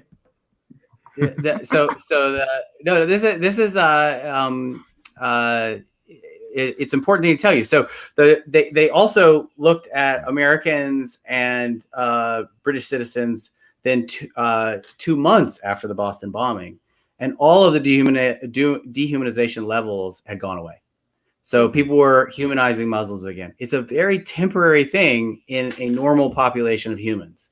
We have a threat, we dehumanize, and we're ready to do violent things. But then, a few weeks later, they're human. We're able to humanize people again. So it's people who tend to be, Dr. Kiki, I will stop there. Yeah, okay, so I'll finish one last thought. Justin. One last thought. It's really good. It's worth it. Bag of trust. It's worth it. Okay. I know, and I'm so sorry. But you just made me think. You know who we need to send to go to these negotiations between countries? We need to get the least patriotic people. We need to get the least patriotic people. I don't want anybody going who thinks their country is great. I want two groups to get together and complain about what's wrong with their country. Yeah, you know what? My politicians also wrong. That wrong too. My taxes are also suck. Hey, how's the school system? We have to take out loans. Really? We don't even have schools. Oh my God, that's terrible. Like, that's who you need to send. These people who are hypercritical of their own home country. Then we'll have peace everywhere. It's you send you that, when people are both there and they both think we are right. We are right. We are right. We are right. That's war is we are right. It's acronym. So anyway. If I can just tie it back to kind of no, we don't have time, Blair. Oh my goodness. Justin, zip it. What I'm seeing a common thread here is we talked about how chimps have these hierarchies, and they have the patriarchal society, and we were talking about hierarchy in humans and how either you personally want to be at the top or you want to be in the winningest group or whatever it is. And I think I'm seeing a common thread here in that, the whole game of capitalism is to win, is to get the most, is to be the best, is to have the best stuff. It's about competition versus cooperation, right? And so I think this is something it always comes back to capitalism for me, especially lately. But I feel like there's something there, because if we weren't all competing to have the most, there might be a better opportunity to work together and to see commonality. Yeah, and those commonality societies have more sex. They have more sex. The cooperators have more sex. It's not a bad trade-off. Yeah. I think there's a study there. I'll send you a review paper I've written. There we go. That was my best attempt.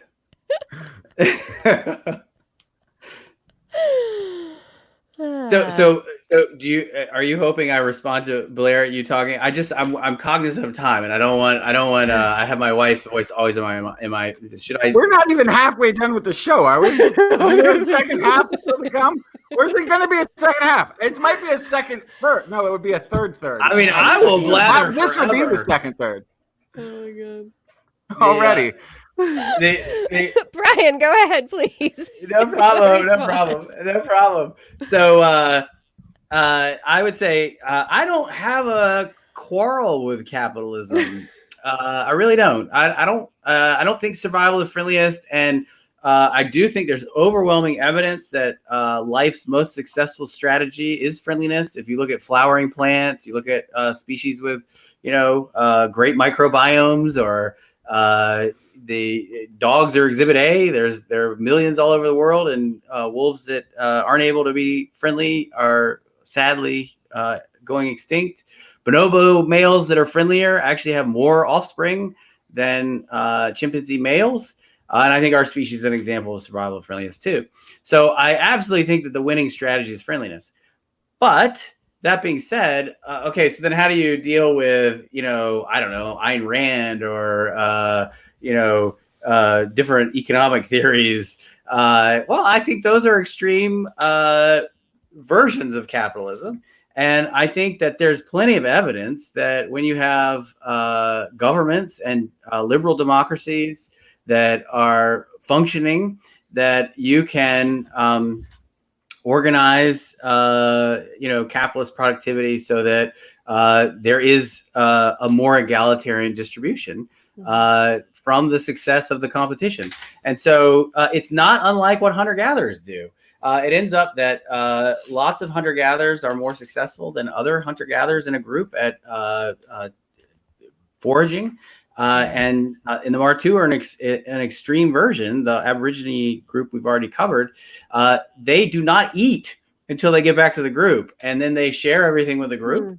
And they actually don't necessarily get more food, but their reputation, of course, is enhanced. And so everybody wins from you being a winner.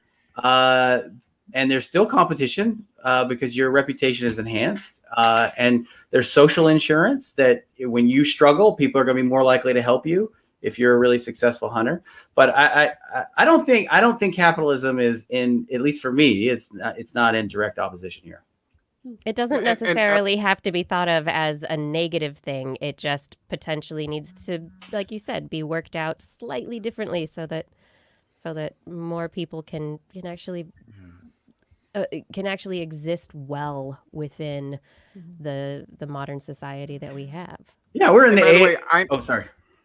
Just by the way, Ayn Rand was anti-war, pro-gun rights. I mean, sorry, not pro-gun rights, pro-gay rights, and was actually like one of the themes in her work is against the corporate influence on government decision making.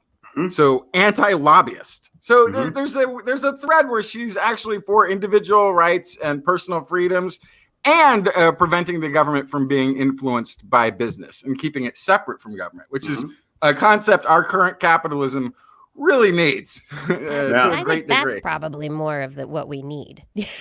Yeah, I mean, thanks for humanizing Irene. So look at that. I mean, you're on your way. Give me a table. I'll humanize the table too. It's got 4 legs, just like your dog. Like your dog. I have It got has to 4 tell legs, you. just like your dog. Be nice. Yeah, that's canonizing. That's fine. I've got to tell you the study. So, my favorite study for students talking about humanization, and also it's sort of hopeful and kind of quirky how easily we humanize. So it ends up the switch can flip off, but it easily flips back on. And your point about humanizing the table is a good one. So there was a study sort of like, how hard is this going to be? Can we, how flexible are people humanizing? So they had this carrot, and they had people in an fMRI, and they were looking at the response of the prefrontal cortex and the social network, temporal parietal junction, all these different areas that are involved in social processing. And what they found was that if you began to cut the carrot, the social network didn't, nothing really happened. But if you named the carrot, this is Bob the carrot, and then you show the video, all they do is say, this is Bob the carrot, and then you cut the thing, your theory of mind network lights up. Holy crap, that's Bob! Don't kill the carrot. That's Bob. So That's Bob. yeah, so the system is very sensitive and plastic. So yes, you could humanize your table. Fred, my table. And and so I do think that on capitalism and government, how do you have a functioning democracy? Great companies are friendly places where people work together and they're tolerant and they collaborate in larger groups, and you can get innovation spreading quick and fast and change to a changing environment. And I think that always gets confused with the fact that you've got two companies that are always fighting with one another. And so that's what we sort of always think about, because you're the consumer. You're like, I hope they fight because then the price goes down. But there's much evidence that governments are, especially liberal democracies, are very good in many instances and in our own country in many eras at encouraging capitalism and also trying to increase egalitarian. Is it perfect? No. Could it be better? Yes. Are there countries that do it better than we do? I'm going to get in trouble now. You decide. But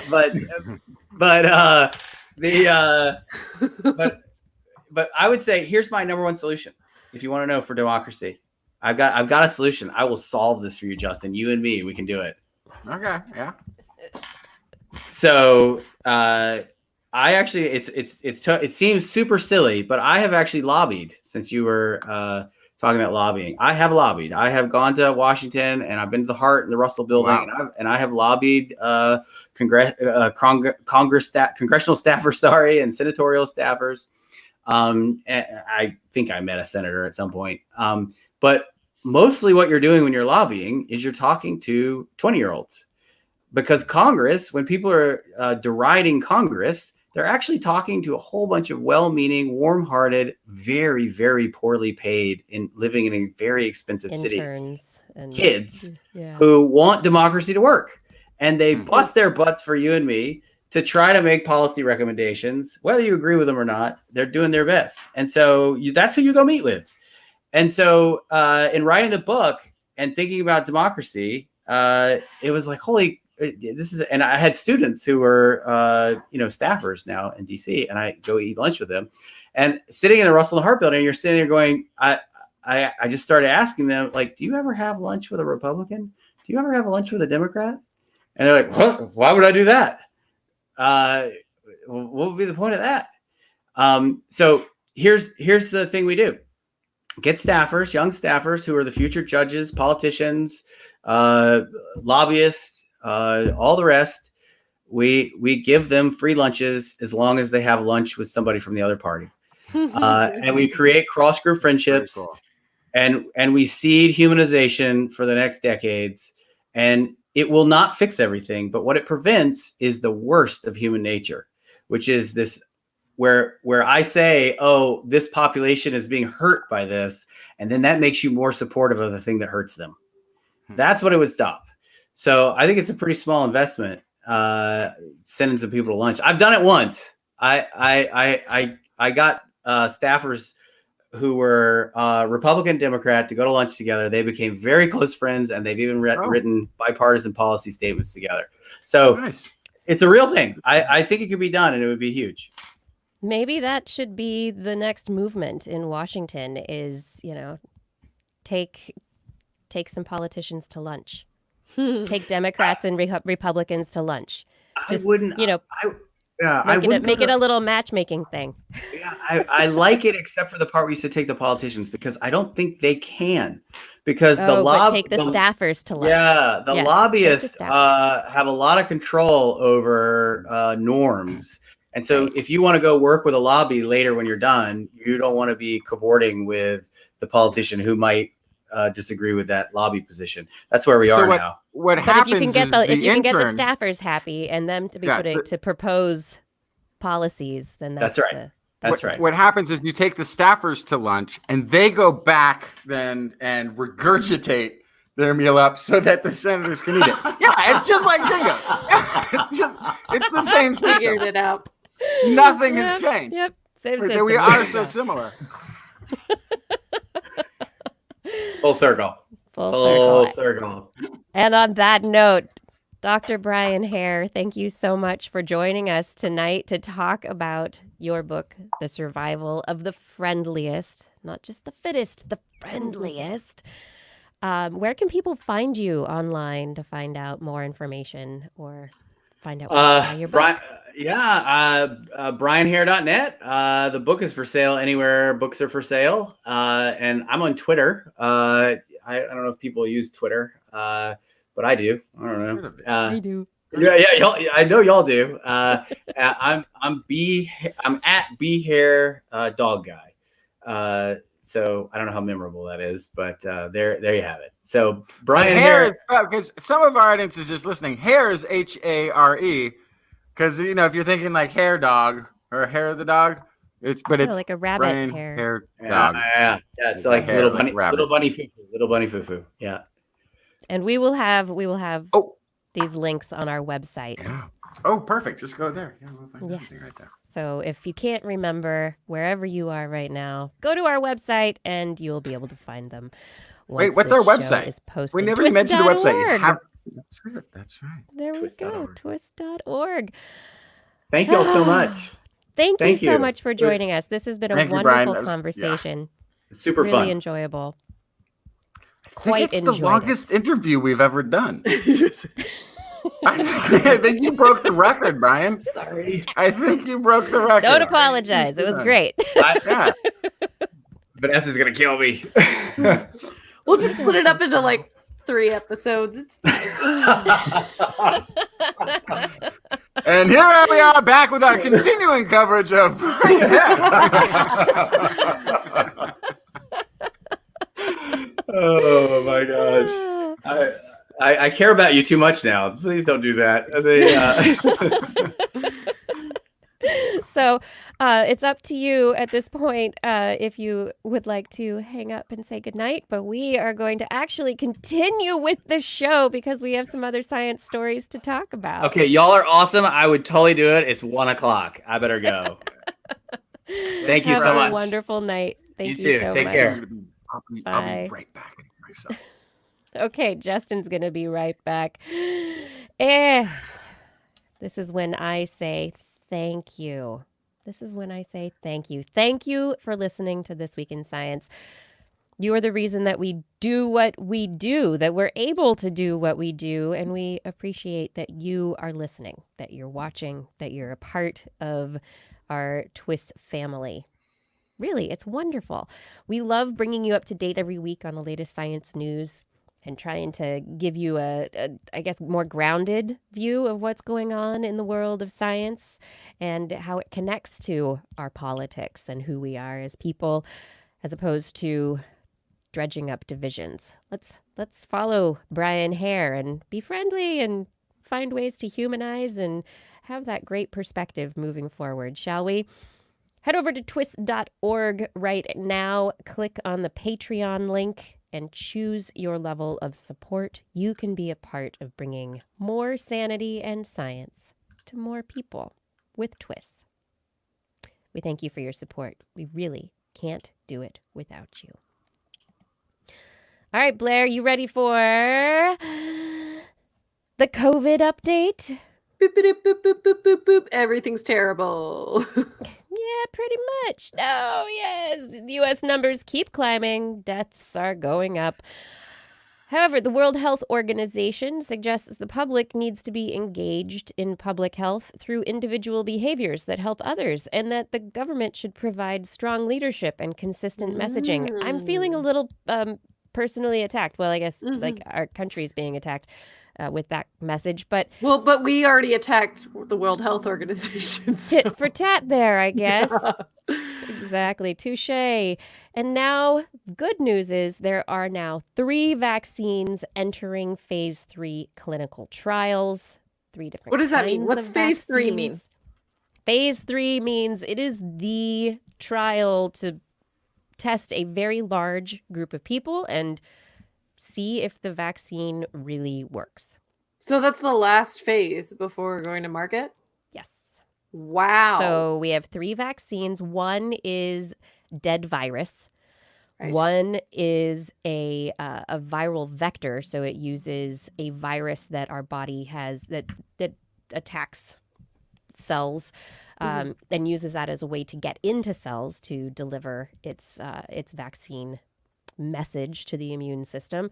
And then the last one is an mRNA vaccine, which is the new one. There are a couple of mRNA vaccines under development, never been used in humans before, so we don't know exactly how that's going to turn out. But they just published in New England Journal of Medicine their report of the results, very positive, from the phase 1 clinical trials that they completed. So all of their report is finally out, and people are talking about that currently.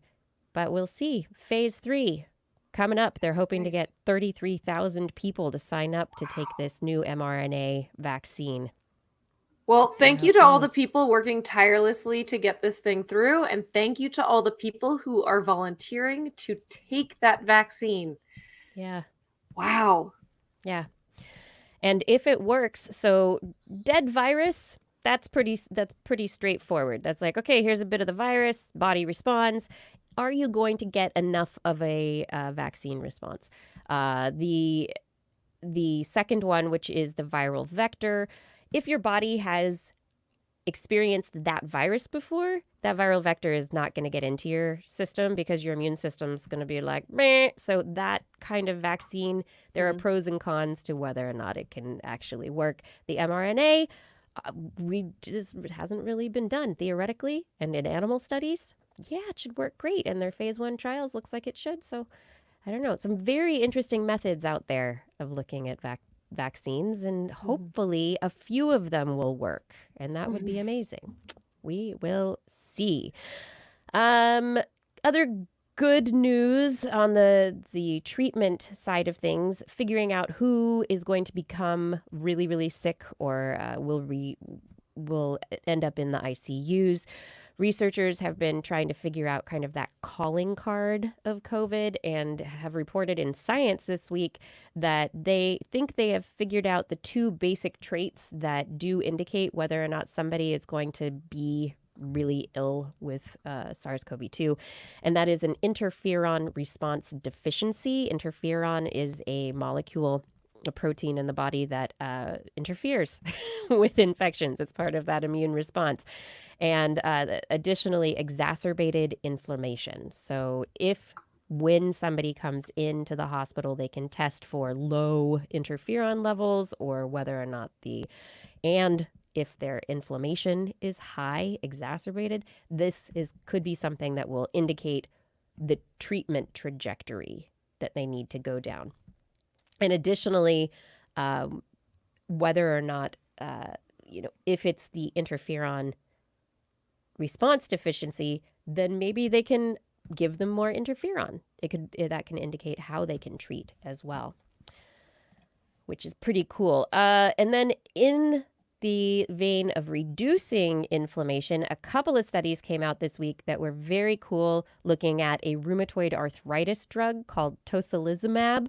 And this drug was used fairly successfully in these trials, these studies, and they weren't actual trials, but they were studies looking at groups with and controlled for without the drug. And they had marked improvements. So about 50% of people on ventilation, I think it was 45% of people on ventilation were taken off of ventilation when they were given this drug. The other paper showed that for very severely ill patients, many of them it aided their survival, so they didn't go down the path to death. So it was a really positive result.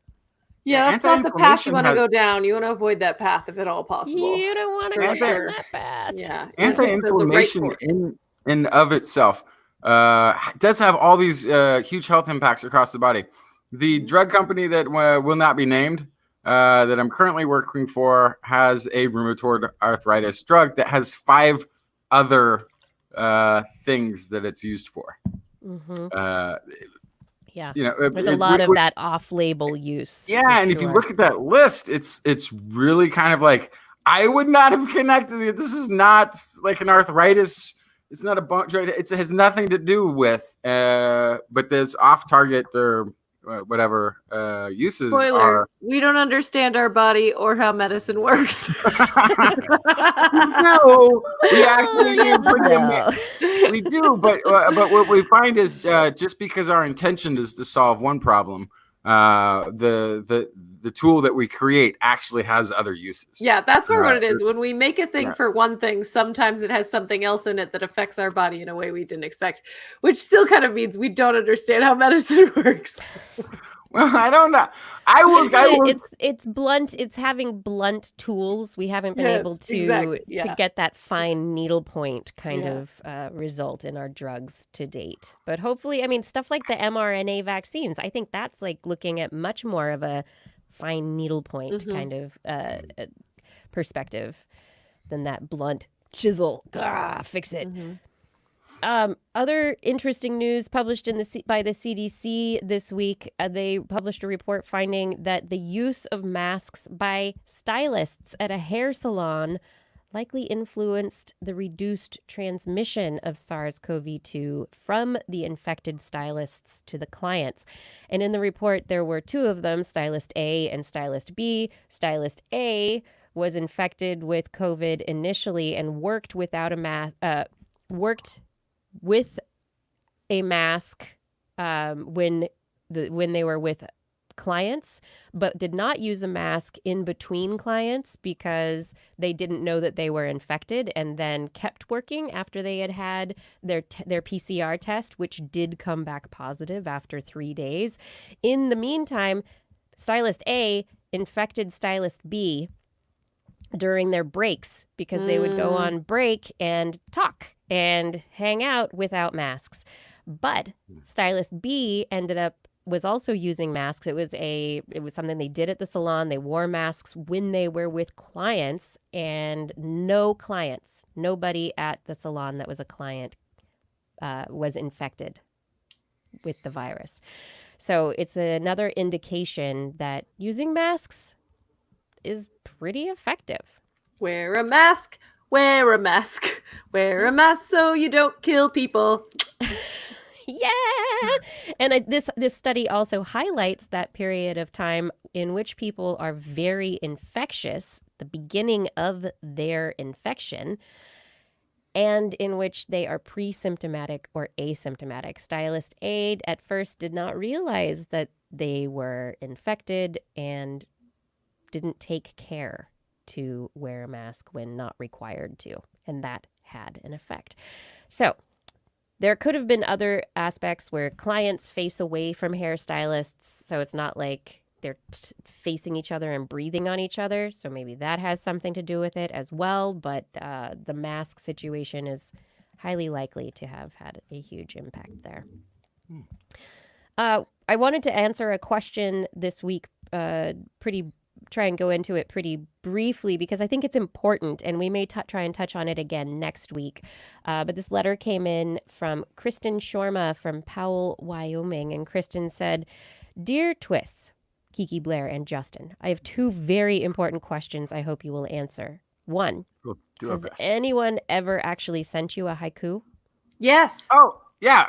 I get dozens each week. The problem is upon follow-up, the A follow-up TWIS part, and I say, haiku. yeah. And I go, okay, so when did you come up with this haiku? Oh, well, I was driving to work and I just kind of put it together, worked out. I was like, okay, it's clearly when I request, it's a haiku that came to you in the night. This does not qualify. and then a lot of the ones that do that are haikus that did come to people in the night are not fit to be put on the air. So it's it's just it's a very Very specific. judgmental, Justin. No, it's just a very So judgy. specific request, and we're still waiting for one that's airable. All right, we did air one a while We back. did. There was one so Yeah. far. There You're was right. one. Mhm. Yes. Second question. What evidence is there regarding how infectious children are with COVID-19? I teach high school biology, so I will soon be in close contact with a lot of teenagers. I recently heard a claim that children harbor less viral load than adults, which makes them less contagious, but I am dubious Smaller about lungs. this claim. The information, and there was a video linked in the email as well, which I had many issues with, as a matter of fact. Kristen is a recent fan of the podcast, but you found me, Kiki, several years ago when I started teaching high school biology. I show your fermentation video to my class every year. Oh, It's hard to tell if my students find it as amusing as I do, but you crack me up every time. And P.S., I love your theme music. It never gets old. Thank you, Kristen. Thank you. Thank you. Okay, so this week, pediatrics, a couple of pediatricians published in a pediatrics journal, the official journal of the American Academy of Pediatrics, that kids should go to school and that kids are not as much of a transmitter of COVID-19 as adults. Now, the evidence that they report in their paper does seem to show that. However, each of the incidents where they were able to study whether or not kids were the index case for an outbreak or other people becoming infected is very situationally biased. And many times schools were closing or had been closed before the opportunity for studies to take place. So we don't really have a lot of evidence, at least here in the United States, about how kids transmit. And we do know kids can transmit the virus. It's not like they don't. They do get it and they can transmit it. Now, kids have fewer ACE2 receptors than adults. And so this is one reason we think that they don't get infected as easily, that they may not they're not as likely to become infected. And so if they have fewer receptors, there's less for the virus to grab onto, and so less ways for the virus to get in. Secondarily, we don't have a lot of data on the viral load that children have or don't have. And maybe like Justin, you mentioned very, kind of softly into your microphone, there's maybe smaller lungs, maybe they don't have as much air coming out. They don't, maybe And there are won't reasons. project this far. There's all sorts of little there are all sorts of things that we can mechanical come up with. reasons. Exactly. But all that said, I will point to Oregon State, the state of Oregon that I live in right now. We went from having basically no child cases to currently having as many reported cases with children of COVID-19 as the other end of the spectrum of 80-year-olds. Mm-hmm. So we have increased our percentage of cases, and this could be because of the opening of summer programs and kids be mixing more freely in the U.S. than they have previously. So we are starting to see a lot more cases of children having and transmitting COVID-19 than And previously. there's the But stochastic nature of inferons and who's producing and not. Like, it's all of these things are like, we just don't know. And look, there's and they may not be a significant driver of COVID-19. Other age groups may be more significant in terms of driving the spread, but we honestly do not have a lot of data. So the thing that I feel like people are not talking about related to this that is just shows that a lot of people writing these things don't spend a lot of time around children is that sure, they could have less virus in their system, but they could actually be way more likely to spread it because of their behavior. Yeah. Because they could be not as good at washing their hands or distancing. They might touch their face more. They might pull their mask down more often or have a harder time wearing masks. They might be more likely to put things in their mouth or lick things. Like, these are all things that are going to affect transmission that are not just based in the biology of a smaller human. I'm going to be the adult in the room. And I don't mean this room. I mean the global room, the world. I'm going to be the adult in the world for just one moment. And then I'm going to stop and probably never try it again. We know that there is a life cycle of this virus within a contagious person, within somebody who has it, and how long it can survive in the environment without us. Okay. We've been going through this now for 6-7 months. 3 weeks. Timeout. Everybody is grounded. 3 weeks. Mm-hmm. 3 That's weeks. what New Zealand did, right? They did a month with everybody inside. But even 3 weeks should be enough time to stop it completely. I don't care what the industry is, what the business is, whatever. 3 weeks. That's all this would take. Why is this logistically impossible for the planet to take on a 3-week timeout and just be done with it? Because we all have to coordinate. That's why. I just don't understand. Mm-hmm. So I mean, we tried. But in terms of the actual question of the viral load in children, I forgot there was a question that started. There's an actual question of the viral We're answering load. a listener question. I'm sorry. I'm sorry, Christin. Is it Christin? She's a Christin? Is that right? Christin. Yeah. Okay. Sorry, Christin. But children do have a viral load, even if they're mildly symptomatic. And most often children are mildly symptomatic. They don't have the more severe stages of the disease. But the viral load follows the basic pattern, the kinematics of other age groups, which is the largest viral load is in the beginning when kids are pre-symptomatic and only very mildly symptomatic. And that's pretty much when the peak is very early. But that the children, and there's a study in Seoul, Korea, coming out of Seoul, Korea, where they looked at fecal concentration for 12 weeks and were able to find viral RNA that was detectable at very high concentrations for over 3 weeks in only mildly symptomatic and asymptomatic children. This indicates that even kids who very often don't show symptoms or don't seem to have symptoms, if they're infected, do shed virus, and that shedding of virus can transmit the disease. So part of it has to do with how many people are mixing in your community. So what is the flow of people? How are people continuing to self-isolate?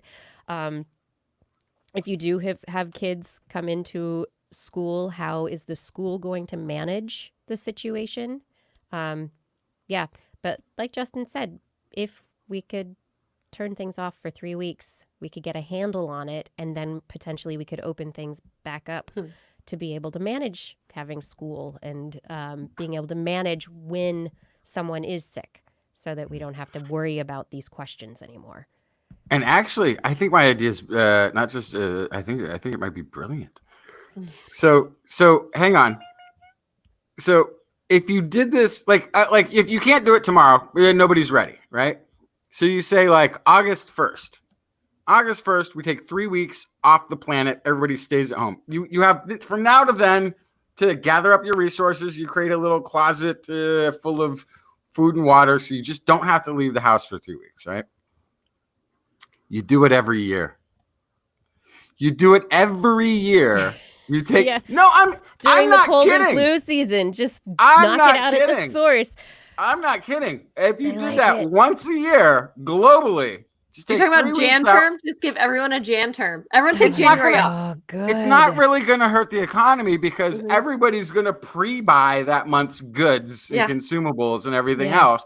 Everybody does it. We all come out with like beards and a little bit shaggly hair. That's 3 weeks. It's not even going to be that bad. You get a haircut before and nobody knows the difference.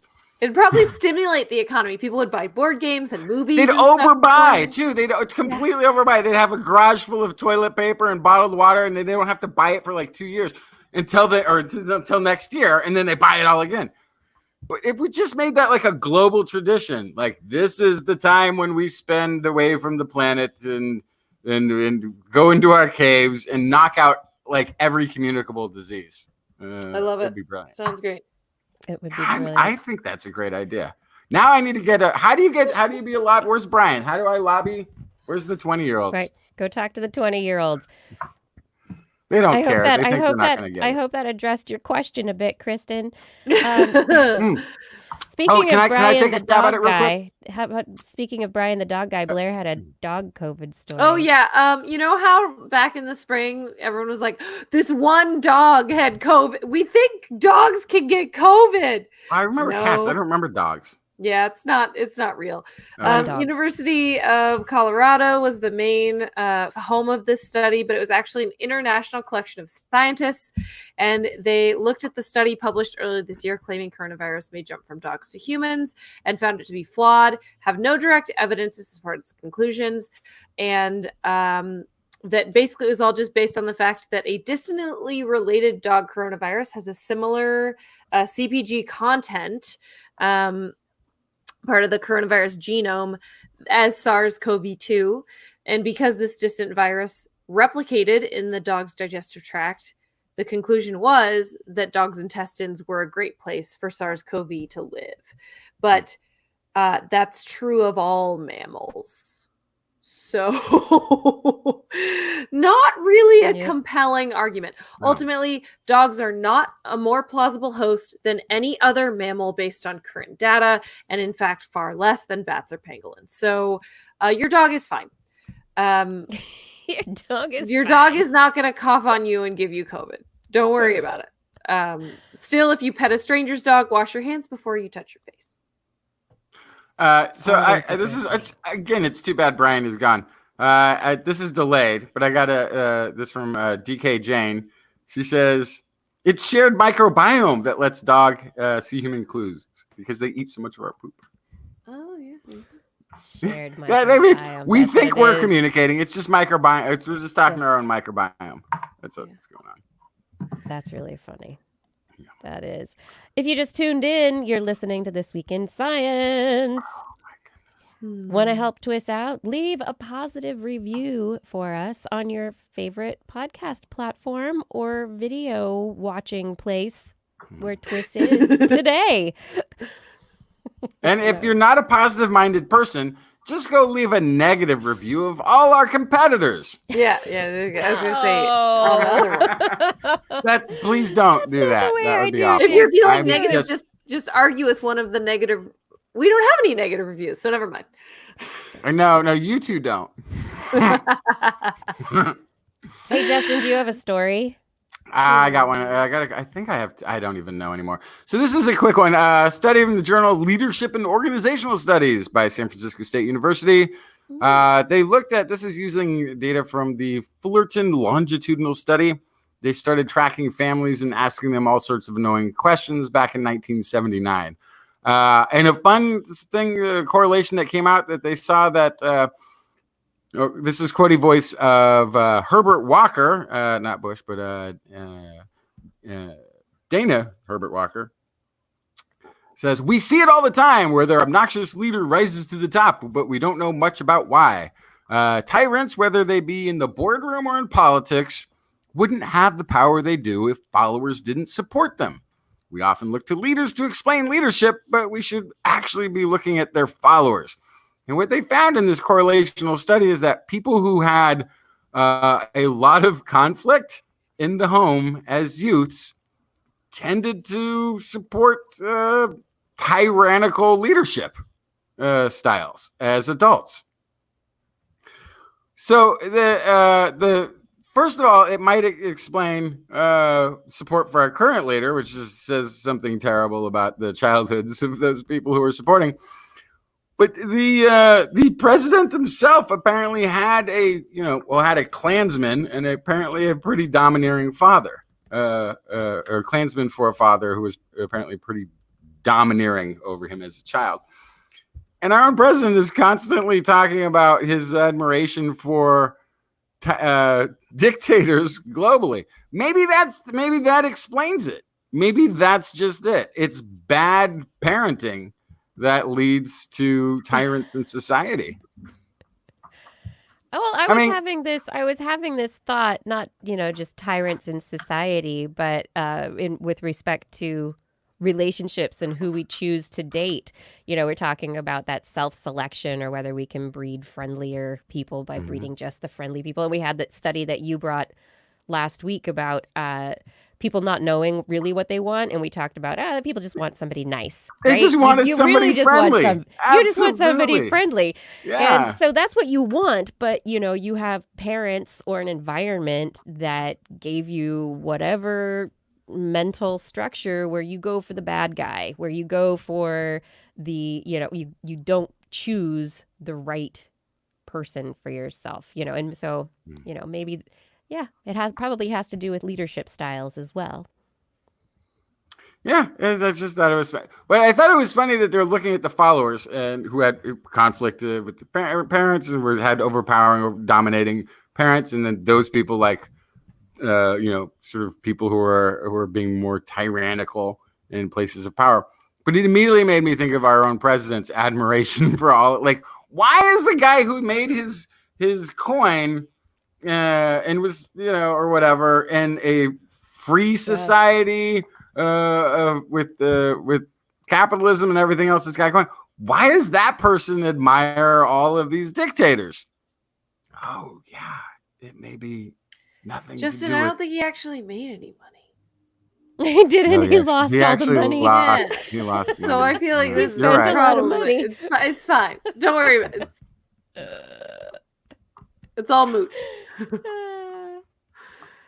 Oh no, there's authoritarians doing the run sheet. Apparently this story didn't make it in there. Okay, I'll go find that story. I'll go find it, put it in there. Thank you, Fada, in the chat room. Fada is what is he doing with the links? I don't know. He does show notes for YouTube. Publicly known. Yeah. The show notes for the YouTube. Okay, I'll fix it. Publicly known. And he does our social media. So oh boy. Yeah, and edit. Okay.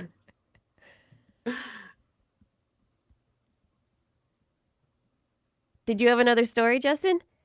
I thought do I have it? Oh, I didn't realize.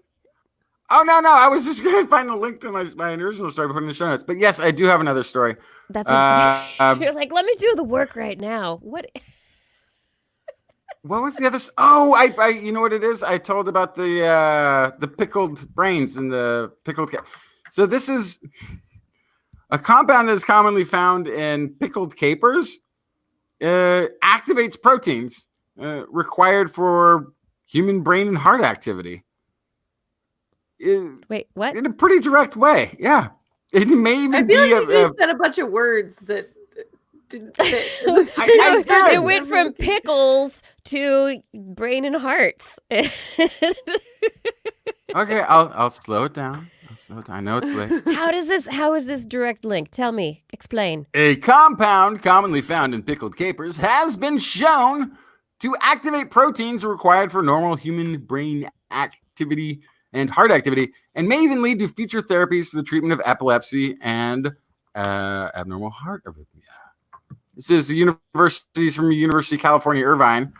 discovered a compound named quercetin, commonly consumed when you eat capers, can directly regulate proteins required for bodily processes such as heartbeat, thought, muscular contraction, and functioning of the thyroid, pancreas, and your gut. So, but that's what's interesting about this is just from the cursory level of like, hey, we found a food that has a precursor that then gets broken down and built up and turned into something else that gets used in the body for is normally what you're hearing from a nutrition story. Like if you eat this is a building block that an enzyme, if it encounters, is going to turn into a thing that does a thing that does a thing. This is saying there's a direct action, direct stimulation to these proteins, which is pretty unique in a nutrient derived from food story. The Abbott Lab, where this was discovered, found that quercetin, plant-derived bioflavonoid, modulates potassium ion channels and the KCNQ gene family. These channels are highly influential in human health, and their dysfunction is linked to several common human diseases, including diabetes, cardiac arrhythmia, and epilepsy. The study revealed that quercetin modulates the channels by directly regulating how they sense electrical activity in the cell, suggesting a previously unexpected mechanism for the therapeutic properties of pickled capers. That's amazing. And I'm looking further in this story, and apparently we've been eating capers for about 10,000 years. Well, I haven't. They're gross. That humans have been using capers in traditional folk medicine for thousands of years. Wow. Capers have a history, which I had no idea about. No what? I've never asked for a caper, pickled or otherwise, on my pizza. Pizza? Or like have a caper. I don't know, where do you put a caper? I've only ever seen them pasta. on lox and bagel is what I've seen it on. Lox and bagels. I make a nice pasta with green olives, a tomato sauce with green olives, and capers. I'm putting them on all my pizzas from now on.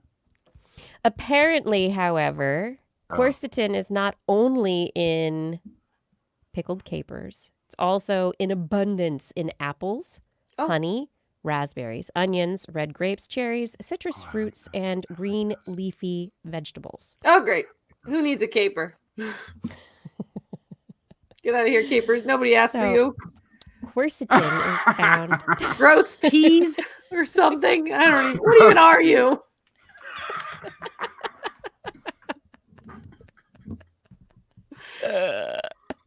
I don't know. Justin, did you realize you were hitting a nerve with this one? I had no idea. No clue.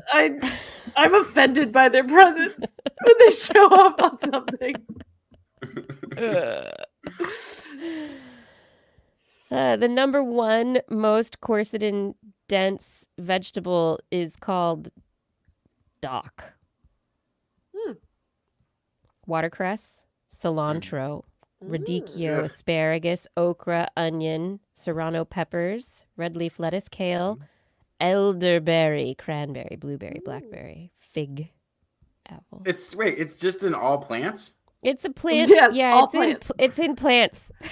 It's in all the plants. Don't worry about it. It's in food. I don't know why. This one's special. I don't know. This particular story liked it in pickled Why? pickled capers. No thanks. Yep. All right. Moving on from pickled capers. That was a pickled caper. Or was it just a pickled caper? Ooh. Oh. Sometimes we just don't see things the same. We don't see eye to eye. And, you notice that. Anyway, researchers really found that, publishing out of UC Berkeley in the Proceedings of the Royal Society B Biological Sciences. researchers had people look at a visual frame and look at arcs and different length arcs and size of arcs, and had people compare them, and looking at the differences between different performances by different people, they found that people found the exact same arcs, that measure a very specific distance, to be bigger in some locations in their visual field and smaller in other locations in their visual field. And there was variation in where those locations were between people. So really, what it suggests is our brain, our eyes and our brain basically perceive things in the environment, and none of us are perceiving the exact same thing, but we all have to use our physical body to adapt to work with those things. And the example they give in the story is, say, a mug of coffee.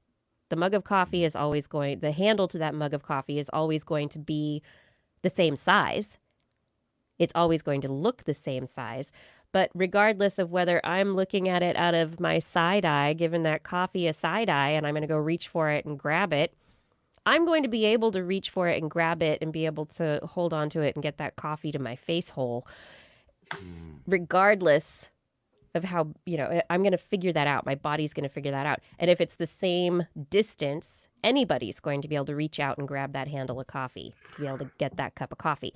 So our bodies adapt for those differences in how we perceive the things in our environment, but none of us are necessarily seeing things in the same way. We may have a visual perception fingerprint that is unique to each of us. Trippy. Well, we know we don't see color the same way. Well, I certainly don't. Yes, no, you do not. But even those of us who aren't color different, how do you say it now? Not challenge. It's just color unique, color different seeing. Yeah, I don't know. sure. I'm gonna get in trouble. Differently seeing. Yes. Even those of us who aren't are still like with variations. Like a lot of times people there's studies that can show that or not even studies. There was an experiment at the Exploratorium in San Francisco. There was like this wheel chart, and you would match up, and it would suggest you do it with a friend and see where you match them up. And quite often you're like, these two are the same, and the person next to you or the person before you would match that wheel up slightly differently, like a shade differently here or there. So we perceive light differently, and that creates a difference in how we perceive shade.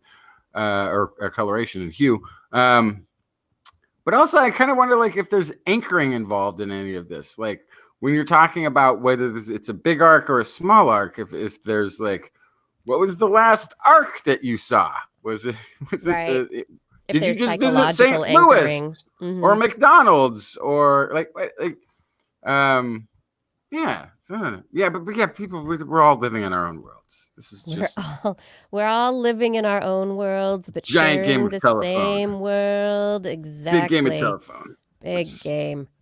Yeah. And then my last story for the night is about the placenta. So your seahorse placenta story intrigued me earlier, Blair, because in this new study, researchers have determined some very important information about the formation of the human placenta. And in this research, which has now been published in Nature, they looked at the level of the nucleus of the cells that go on to become the placenta compared to the cells that go on to become the baby. And at the moment of fertilization, there's division, and some cells go to become the placenta and the others become the fetus. And the placental cells, within the DNA, there is a twisting that happens. So the DNA starts twisting up really hard and it breaks.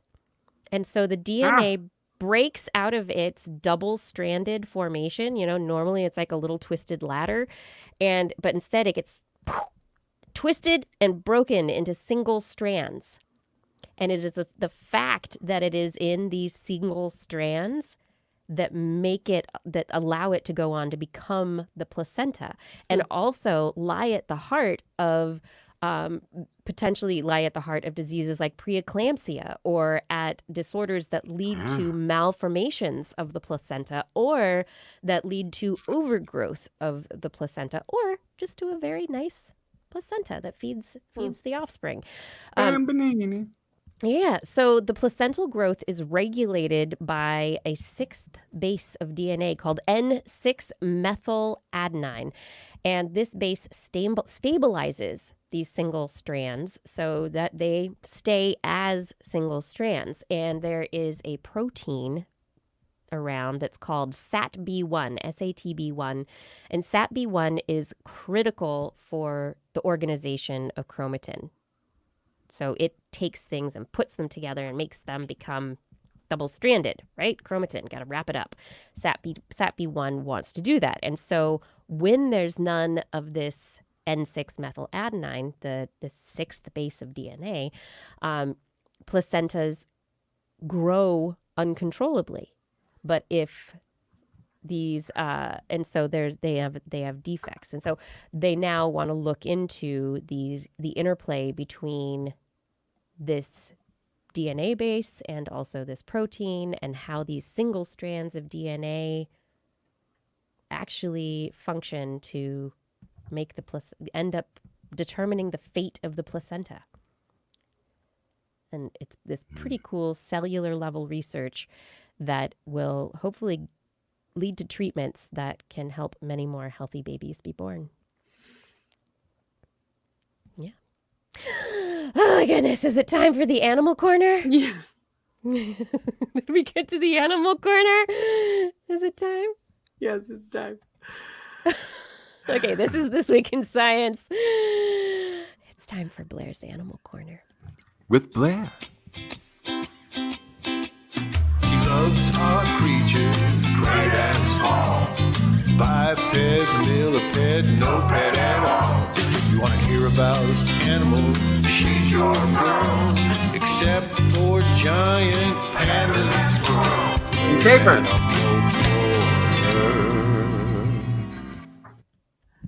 Capers aren't animals, Justin. So my first story feels like I prepped this story a month ago. It's about rats. Oh my gosh, I'm falling apart. Rats, and how they decide to help or not help a neighbor if they are in distress. It turns out that rats actually exhibit the bystander effect, which is a phenomenon in which individuals are less likely to help someone in need with other people around. This is something that was originally seen in 1964 by humans in a really sad scenario, but ultimately they showed that if there's a bunch of people around, there's kind of this moment of like, are you going to do it? Am I going to do it? Nobody's going to do it. We're not going to do it, sort of thing. So these rats were less likely to rescue a rodent in need if they were surrounded by unhelpful bystanders, but they were more likely to take action when their fellow bystanders were willing helpers. So it's, if somebody goes in there and says, you call 911, I'm going to do CPR, help me out with the compressions, then like people are in it, right? Yeah. So it's this idea that it just really kind of feels like a herd mentality thing. But these rats definitely did it. The way that they investigated it is pretty interesting. They wanted to have this situation where there were helpful rats and unhelpful rats, and you kind of watched what this other rat in that space was doing. So they had to make unhelpful rats. So how did you do that? You don't want to anesthetize them. You don't want to incapacitate them. So instead, they gave them a low dose of anti-anxiety drugs to basically just reduce their level of interest in helping, just kind of make them kind of spacey. Yeah, exactly. So these incompetent helpers were put near a potential helper. that encountered another rat that was trapped. In contrast, rats were paired then with helpers that consistently failed to release the distressed rat. And so incompetent bystander rats influenced the non-impaired bystanders if they belonged to a strain of non-impaired bystanders they were familiar with. So if the people who were not helping were people they knew, not going to help. They're not helping, I'm not going to help. So this kind of it shows that it's a little bit more complicated than just are people helping or not. I'm going to do what they're doing. It actually does. There's familiarity involved as well. But it also undermines the original thought about the bystander effect, which was that it has to do with individuals assuming that others will be responsible for taking action, which lessens their own sense of responsibility.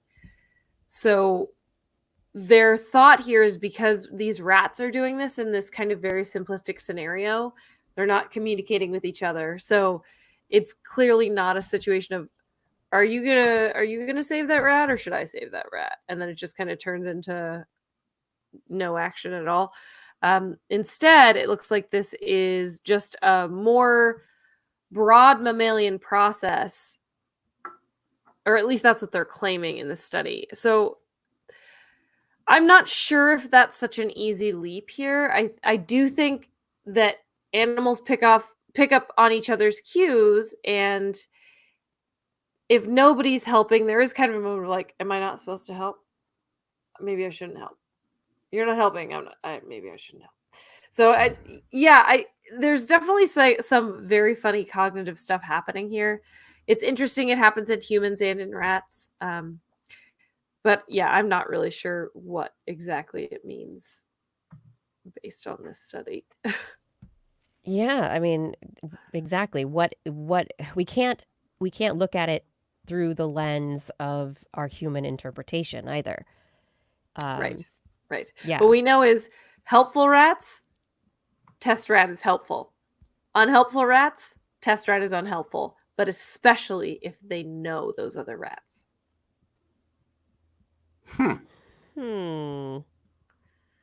So, I mean, well, it's very similar. I'd like to talk to Dr. Brian Hare about this study. I know. I was kind of hoping he was going to be around for this one. Why did he ever leave? So He should never have left. He should have, because it was 1 in the morning. To kind of no excuse. To piggyback on that, I think what this does tell us is if you see someone in peril, in pain, who needs help, and no one is acting, be the person to act, because if you act, then other people will jump in. Especially if they know you. But yeah, it's this, there's a paralysis that happens if nobody's doing it. Yeah. And that's ingrained in a mammalian history. So just suck it up and be the first person to help. I think that goes is pretty deep in it, is the fear to be out of the ordinary, because the ordinary is safe. The status quo is safe. Right. Whatever the rest of the rats are doing is what's going to help you survive. When you are the one rat in a social setting that's going to go help a rat who's in trouble, you could end up in trouble too. That it's fear, it's survival. And I think that's a very interesting point. And I wonder what the trut foxes would do. Yeah. Well, and the other thing that I just realized is it could totally be a prey instinct, because if a member of your group is injured, that's the one that's going to get eaten by a predator right away. If you go to rush to aid that predator all by yourself, you will also get eaten. Right. Mm-hmm. Yeah, I think that's a very good point. Yeah. Mm-hmm. And if all of you go over there and protect the injured individual, then it's much less likely you'll all get eaten. So that might have something to do with it as well.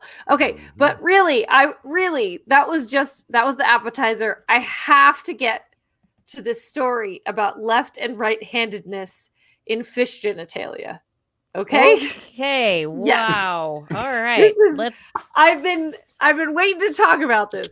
So Go this is for a it. study from the University of Constance, and it is focusing on a century-old question regarding asymmetry in genitals in internally fertilizing fishes. Which, okay, so first of all, we know most fish are external fertilizers. The females release eggs, the males release sperm on top of it. But there are some fish that internally fertilize. For example, sharks. And they have a phallus-like thing called a gonopod that's basically an anal fin that has transformed through evolutionary history to be a copulatory organ. And they use that to inseminate females. So those are the internally fertilizing fishes. So let's get that out of the way. Now, let's talk about the fact that their genitals are asymmetrical. So I'm about to throw something else at you. This is specifically looking at the genus Anableps, which is four-eyed fishes. So They four-eyed fishes. Wait, are you have about glasses? to throw the asymmetrical genitalia of a four-eyed fish in my direction? I sure What's am. happening right now? So a four-eyed fish basically has a quote-unquote split eye. So it's really they have two eyes, but they have a section of it that can see above water and a section that can see below water. So it looks kind of like they have four eyes, like they're kind of funny shaped. They're wild animals. But anyway, they're these four-eyed fish that are really two-eyed fish. They are live bears, as I said. They have an internal fertilization. They give birth to fully developed offspring. They do not lay eggs. And they have this asymmetric genitalia. Both males and females, by the way, have asymmetrical genitalia. So these gonopods that I talked about before, they're asymmetric. Their tip either bends pretty drastically to the left or to the right. Some females have asymmetric overgrowth that covers their genital opening laterally. So some females can only copulate with some males. So within populations, you see males and females that are both righties and lefties. You would guess that over time,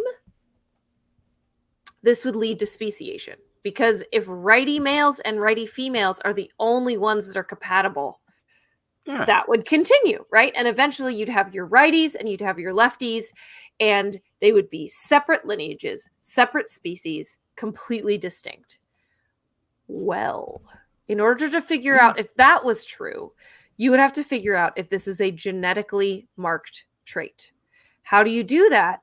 You look at the genitals of mom and dad and the genitals of their babies and see if they are the same. Do left-sided males father mostly left-sided sons?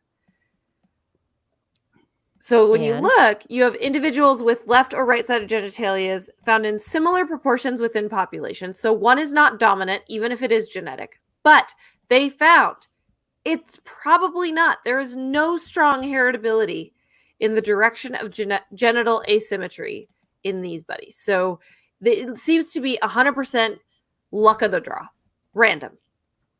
Both captive and natural populations had offspring where they were asymmetric and a near equal proportion of left and right-sided genitalia. So, and all this happened independent of their parents. So that explains why this continues despite the fact that it kind of pigeonholes you into a specific pool of mates. But so yeah, it looks to be completely random. There is no evidence of genomic differences in them at all that they could see that could be linked to it or anything. And so therefore, they don't think there's any way that this could lead to speciation in these guys. So this is just a really bizarre situation where it appears to be just a flip of the coin. Are you going to have left-sided or right-sided genitalia? and it might narrow the dating pool, but other than that, it doesn't seem to affect their lives at all. Which, of course, then you have to ask the question, why do they have those then? Which we don't know. That's next, I guess. We have to figure out what drives that. What drives the left or right-handedness? Is it genetic, but it's just a flip of the coin? Is it hormonal? Is it just like how you sat inside the mom? We have no idea how the handedness happens. But I'm guessing that's next. Randomly. Mm-hmm. We don't know. It's great. I mean, when you go in, researchers go in and think, this is definitely going to be a genetic thing. This is like a sex-determined trait or something. But, we're going to do this study. It's going to come out this way. Nope. What is going on? Nature's just crazy. Mm-hmm. Nature's crazy like that. I wonder what does lead to it. Well, maybe we'll find out. I'll have to keep Someday. an eye out for the four-eyed, internally fertilizing, handed genitalia having fish. Asymmetrical. Yeah. You keep an eye out for I the will. fish genitalia, Blair. I You will. do that. You know I will. I know All right, you girls. will. I think we're all getting a little loopy. You've been talking about fish genitalia for, I think, 20 minutes now. What's the next story you got, Blair? I'm done. Oh. And on that note, we do have a question that I think I'm going to punt until next week. If a vaccine is just dead virus, then why is it so hard to create a COVID-19 vaccine? This is from Paul Riley. I'm going to punt it for next week because this has been a very long episode, and we did answer a question earlier in the COVID section. So, Paul, we will answer your question next week. Thank you for your patience. Now, we've made it to the end of the show. I think we're really done now, 3 hours in. Okay. Great show, everyone. That was fun. Thank you. Thank you for listening. I hope that you enjoyed the show.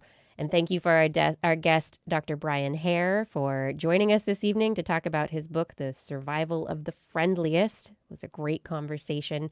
And you can find out more about him and the book that he's written with his wife, Vanessa Woods. And we will have a link at our website with our show notes. So shout outs. Fada, thank you for your help with social media and show notes. Gord, thank you for manning the chat room. Identity, thank you for recording the show. And I would like to thank our Patreon sponsors and the Burroughs Welcome Fund for their generous support. Thank you to Eric Combs, William this new interface is making me unhappy.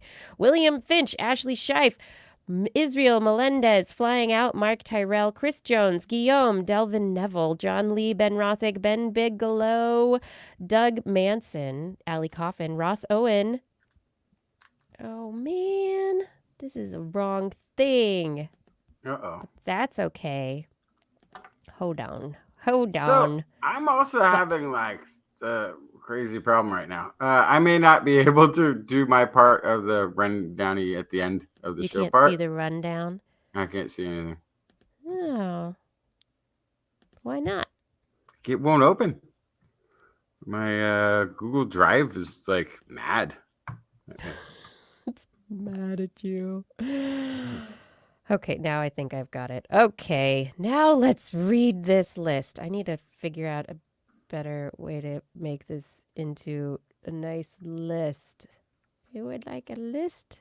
Patreon? They changed their interface and it doesn't make me happy. Okay, thank you to Eric Combs, Flying Out, Guillaume, John Lee, Ben Rothick, Ali Coffin, Maddie Perrin, Taylor P.S., Josiah Zahner, Sarah Forfar, Donald Mundis, Rodney Lewis, Stephen Alberon, John Ratnaswamy, Dave Friedel, Daryl Myshak, Stu Pollock, Andrew Swanson, Corinne Benton, Sky Luke, Paul Ronovich, Ben Bignell, Kevin Reardon, Noodles, Jack, Sarah Chavez, Paul, Jason Olds, Brian Carrington, Matt Bass, Joshua Fury, Sherritt, Sean Lamb, Sue Doster, John McKee, Greg Riley, Mark Hessenflow, Gene Tellier, Steve Leisman, Ken Hayes, Howard Tan, Christopher Rappin, Richard Hendricks, Brendan Minish, John Gridley, Richard Porter, Christopher Dre, Mark Mazzaros, Artyom, Greg Briggs, John Atwood,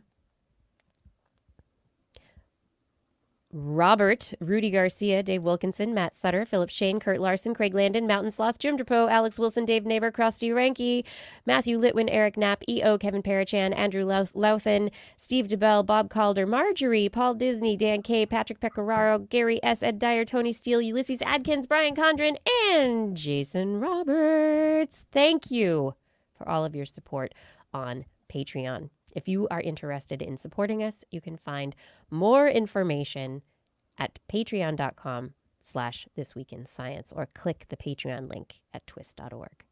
On next week's show, we will be back 8 p.m. Pacific time on a Wednesday talking about science-y things. Yeah, go to twist.org/live. If you want to listen to us as a podcast, you'd want to just have us in your ear holes instead of also in your eye holes. Just search for This Week in Science wherever podcasts are found. If you enjoyed the show, get some friends to subscribe too. Yeah, you can also hit us up on the Twitter where we are at JacksonFly, at Dr. Kiki, at what is it? At Blair's Menagerie? Yeah. I don't know. We're on the Twitter at JacksonFly. That was mine. Yep. You can look us up there too. Yeah. Also, if you want information on anything you've heard here today, you can see notes and links at www.twist.org. You can also sign up for a newsletter. And if you want to shoot us an email, you can email Kirsten at thisweekinscience.com, Justin at twistminion@gmail.com, or Blair, me, at blairbaz@twist.org. Just be sure to put TWIS, TWIS in the subject line, or your email will end up, I don't know, in a pile of dog poop, I guess. Eaten by a dog. Yeah. We'll be back here next week, and we hope you'll join us again for more great science news. Oh, no. And if you learned anything from the show, if you learned anything from the show, please remember.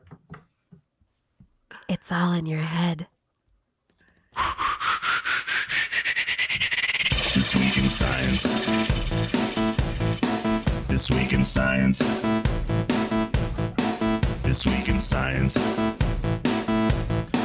This Week in Science, it's the end of the world. So I'm setting up shop, got my banner unfurled. It says the scientist is in, I'm gonna sell my advice. Show them how to stop the robots with a simple device. I'll reverse global warming with a wave of my hand. And all it'll cost you is a couple of grand. 'Cause this week's science is coming your way. So everybody listen to what I say. I use the scientific method for all that it's worth. And I'll broadcast my opinion all over the earth. 'Cause it's This Week in Science. This Week in Science. This Week in Science. Science. Science. This Week in Science. This Week in Science. This Week in Science. Science. Science. Science. Science. I've got one disclaimer and it shouldn't be news. That what I say may not represent your views. But I've done the calculations and I've got a plan. If you listen to the science, you may just yet understand that we're not trying to threaten your philosophy. We're just trying to save the world from jeopardy. Jeopardy. Jeopardy. And This Week in Science is coming your way. So everybody listen to everything we say. And if you use our method instead of rolling a die, we may rid the world of toxoplasma gondii. 'Cause it's This Week in Science. This Week in Science. This Week in Science. Science. Science. Science. Science. This Week in Science. This Week in Science. This Week in Science. Science. Science. Science.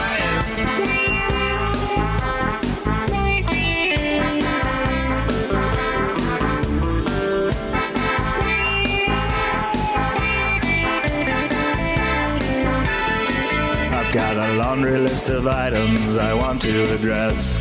From stopping global hunger to dredging Loch Ness. I'm trying to promote more rational thought, and I'll try to answer any question you've got. So how can I ever see the changes I seek when I can only set up shop 1 hour a week? This Week in Science is coming your way.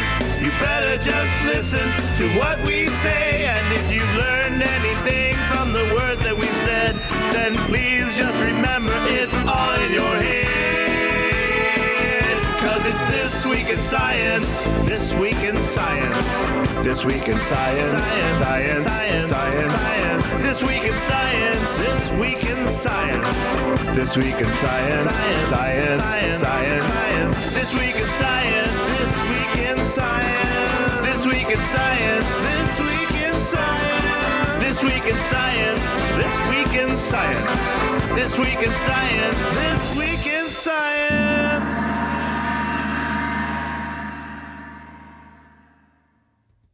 I think I really need a gong. That would be cool. Gong. We could do it live. Okay. Justin's not here. Yes, next Thursday, for those people who are Patreon patrons, we are having a special Science Island hangout. If you are a Patreon patron, the information has been messaged through the Patreon to the Patreon patrons. If you have not seen the message, please check your Patreon account. Patreon patrons. Yes! We're going to have a special Science Island hangout. Did you know that we have a Science Island? It's great. It's not video, it's audio only, but it's a cool platform. And I can't wait to run around Science Island shouting at people next Thursday. Bring a beverage of your choice. I don't know. It's an island. Maybe you need a flaming...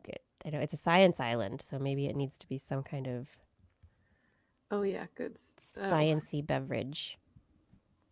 I don't know how I'm going to be able to... That's good. 6:30. Yeah, 6:30 p.m. Pacific time. July 23rd. 23rd. 23rd. Yes.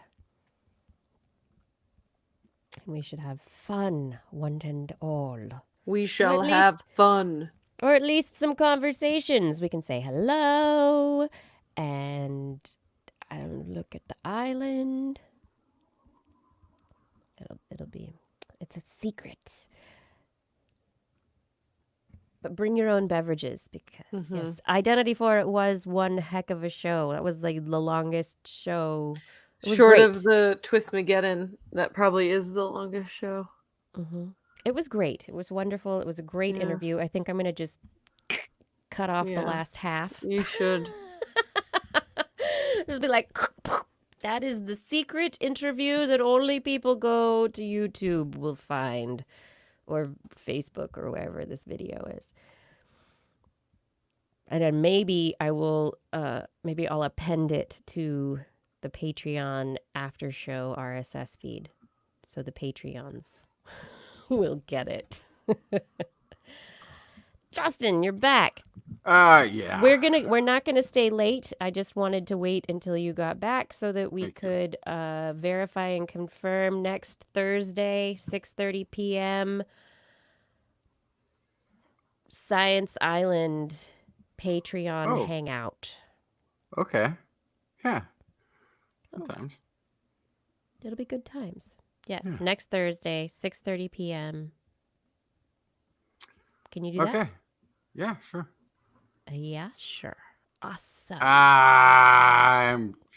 Fada, I'm sorry. I can't. You know what? Once I close live stream, I might be able to get in. I'll put it. Don't worry about it. Great. I'll get the link in there. But right now, for some reason, my computer is not behaving. I'm sorry. I'm having technical issues, which I'm sure you could solve if you weren't 1,000 miles away. Here, so I just want to show you guys what your dog is doing. Is gonna work. Well, I want to show you my dog, but I also want to show you the boxes in my living room. So Why there's are there my those dog. Big boxes over there. Those are is Sadie sleeping by the boxes on the couch? Yeah, That's sorry, okay. did you not see? There she is. She's upside She's down. she's upside down on the couch. Okay. Yeah. She blends in. So those are all dresses. Because I haven't been able to go wedding dress shopping. Oh, wow. So I've been doing virtual dress shop. So basically I buy dresses from stores that have really good return policies. Blair, can I just point something out? What? Okay, you just need to relax. He's not going to change his mind if you got a dress he doesn't like on. Like, I don't care what- It's gonna be I almost okay. swore. I don't care what he thinks about the dress. Are you kidding me? You are confused. I don't know how things work. I really don't. I really don't understand. He has very little say in the matter. He's not even going to see it before the day. That's right. That's true. That's true. I forget about this. Anyway, yeah, so I've been buying dresses, and it's not everyone has an off the rack body. Okay, so like that's part of it too, is I feel like my measurements are not what usually comes with a off the rack dress. So it's also very difficult because like almost any dress I buy is going to require some tailoring. And so like when you go to a salon or a store, they clip the thing just like they're going to do it and everything. Mm-hmm. And so I don't have that. So I bought some garment clips off the internet. Good. That works. Yeah, and so I've tried on 3 dresses, and I have there's 3 here. I'm waiting for 3 more. I'm going to try on 6 dresses. And then we'll see. Maybe I won't keep any of them. I hope you find something that you like, and that that would be amazing. It would be wonderful. Yeah. But yeah. Off the rack, no, that rarely happens. Yeah, there's a very specific body type that apparently it's mine. All clothes fit me. Men are also different. Yeah. Huh? I have shapes on my body that you don't have on your body that make clothes very difficult. So I do have an issue with shirts, because I have the upper body frame of somebody who's like 6'4". So shirts but also like I think I can almost illustrate like sleeve length on this shirt is right. It goes right to the wrist, right where it should.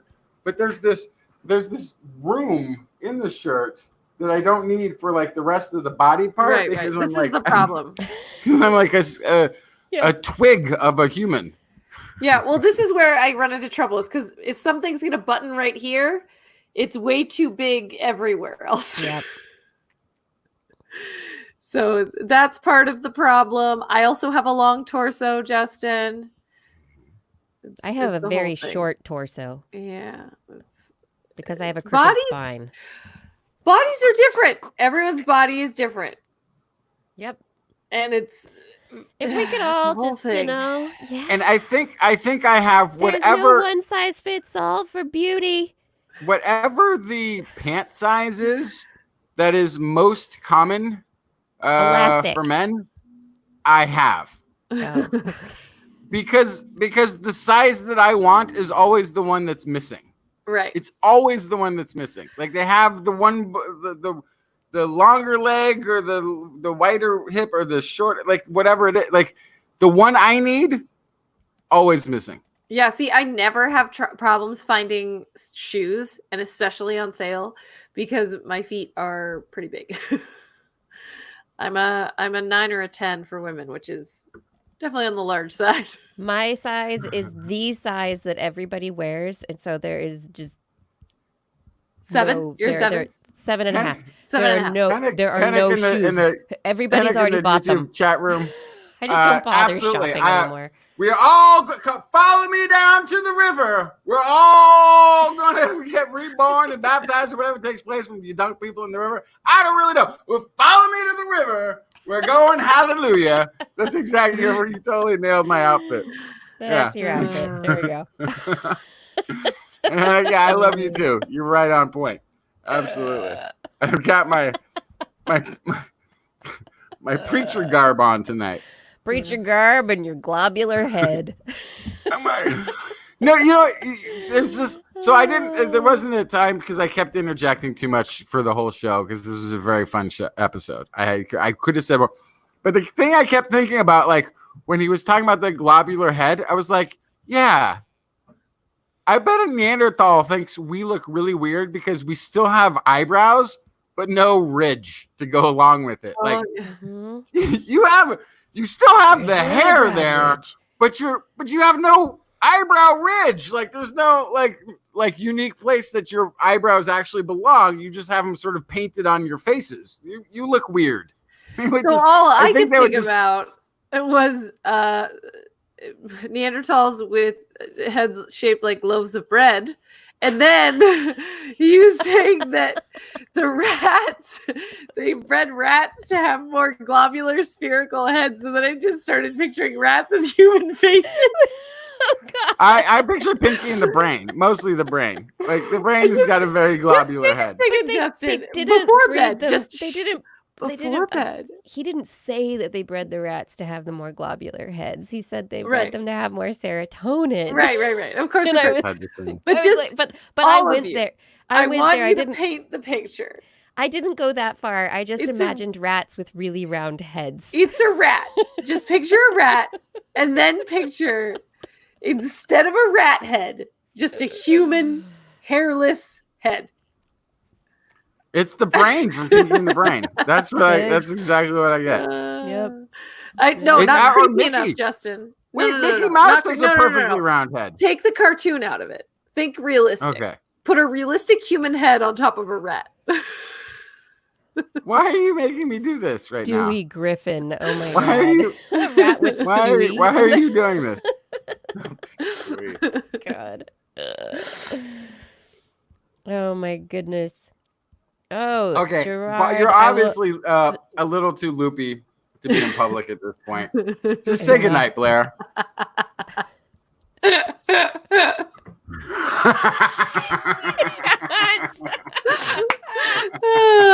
Good night, Blair.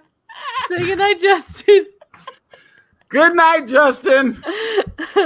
Good night. Good night, Kiki. Night, Kiki. Good night, everyone.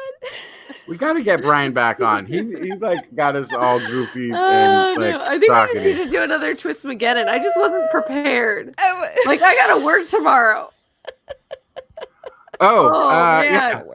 I got off work at 7:00 yesterday. No, I don't know what day it is. 7:00 this morning. Rested again, and I slept all day. I'm nocturnal now, so I'm ready. I can now pick up the slack. That's not fair. I have to wake up in 5 hours. I know. Oh my God. Okay. Good night, everybody. Thank you so much for joining us tonight. Really appreciate you sticking with us. If you stuck with us for the whole show, that's amazing. Thank you for watching it all unfold. And remember, from the beginning when we knew what we were talking about to the end where everything crumbled. Remember, though, if you're going to send a haiku, it has to be one that came to you in the night. It can't be a daytime haiku. Those don't count. Nighttime. Rules are very specific, and we're not budging. Dream haikus come to you in the dreams. Okay, we will see you next week. Again, we'll be back next week. Stay safe, stay healthy, have a wonderful week. We will bring you the science once more. And next Thursday, patron hangout. Woo-woo. And we can always be 3 weeks away from a complete reopening of society if we just take those 3 weeks off. Everyone, everywhere, 3 weeks. 3 weeks off sounds amazing. Good night. Clicking the buttons now. Take care, everyone.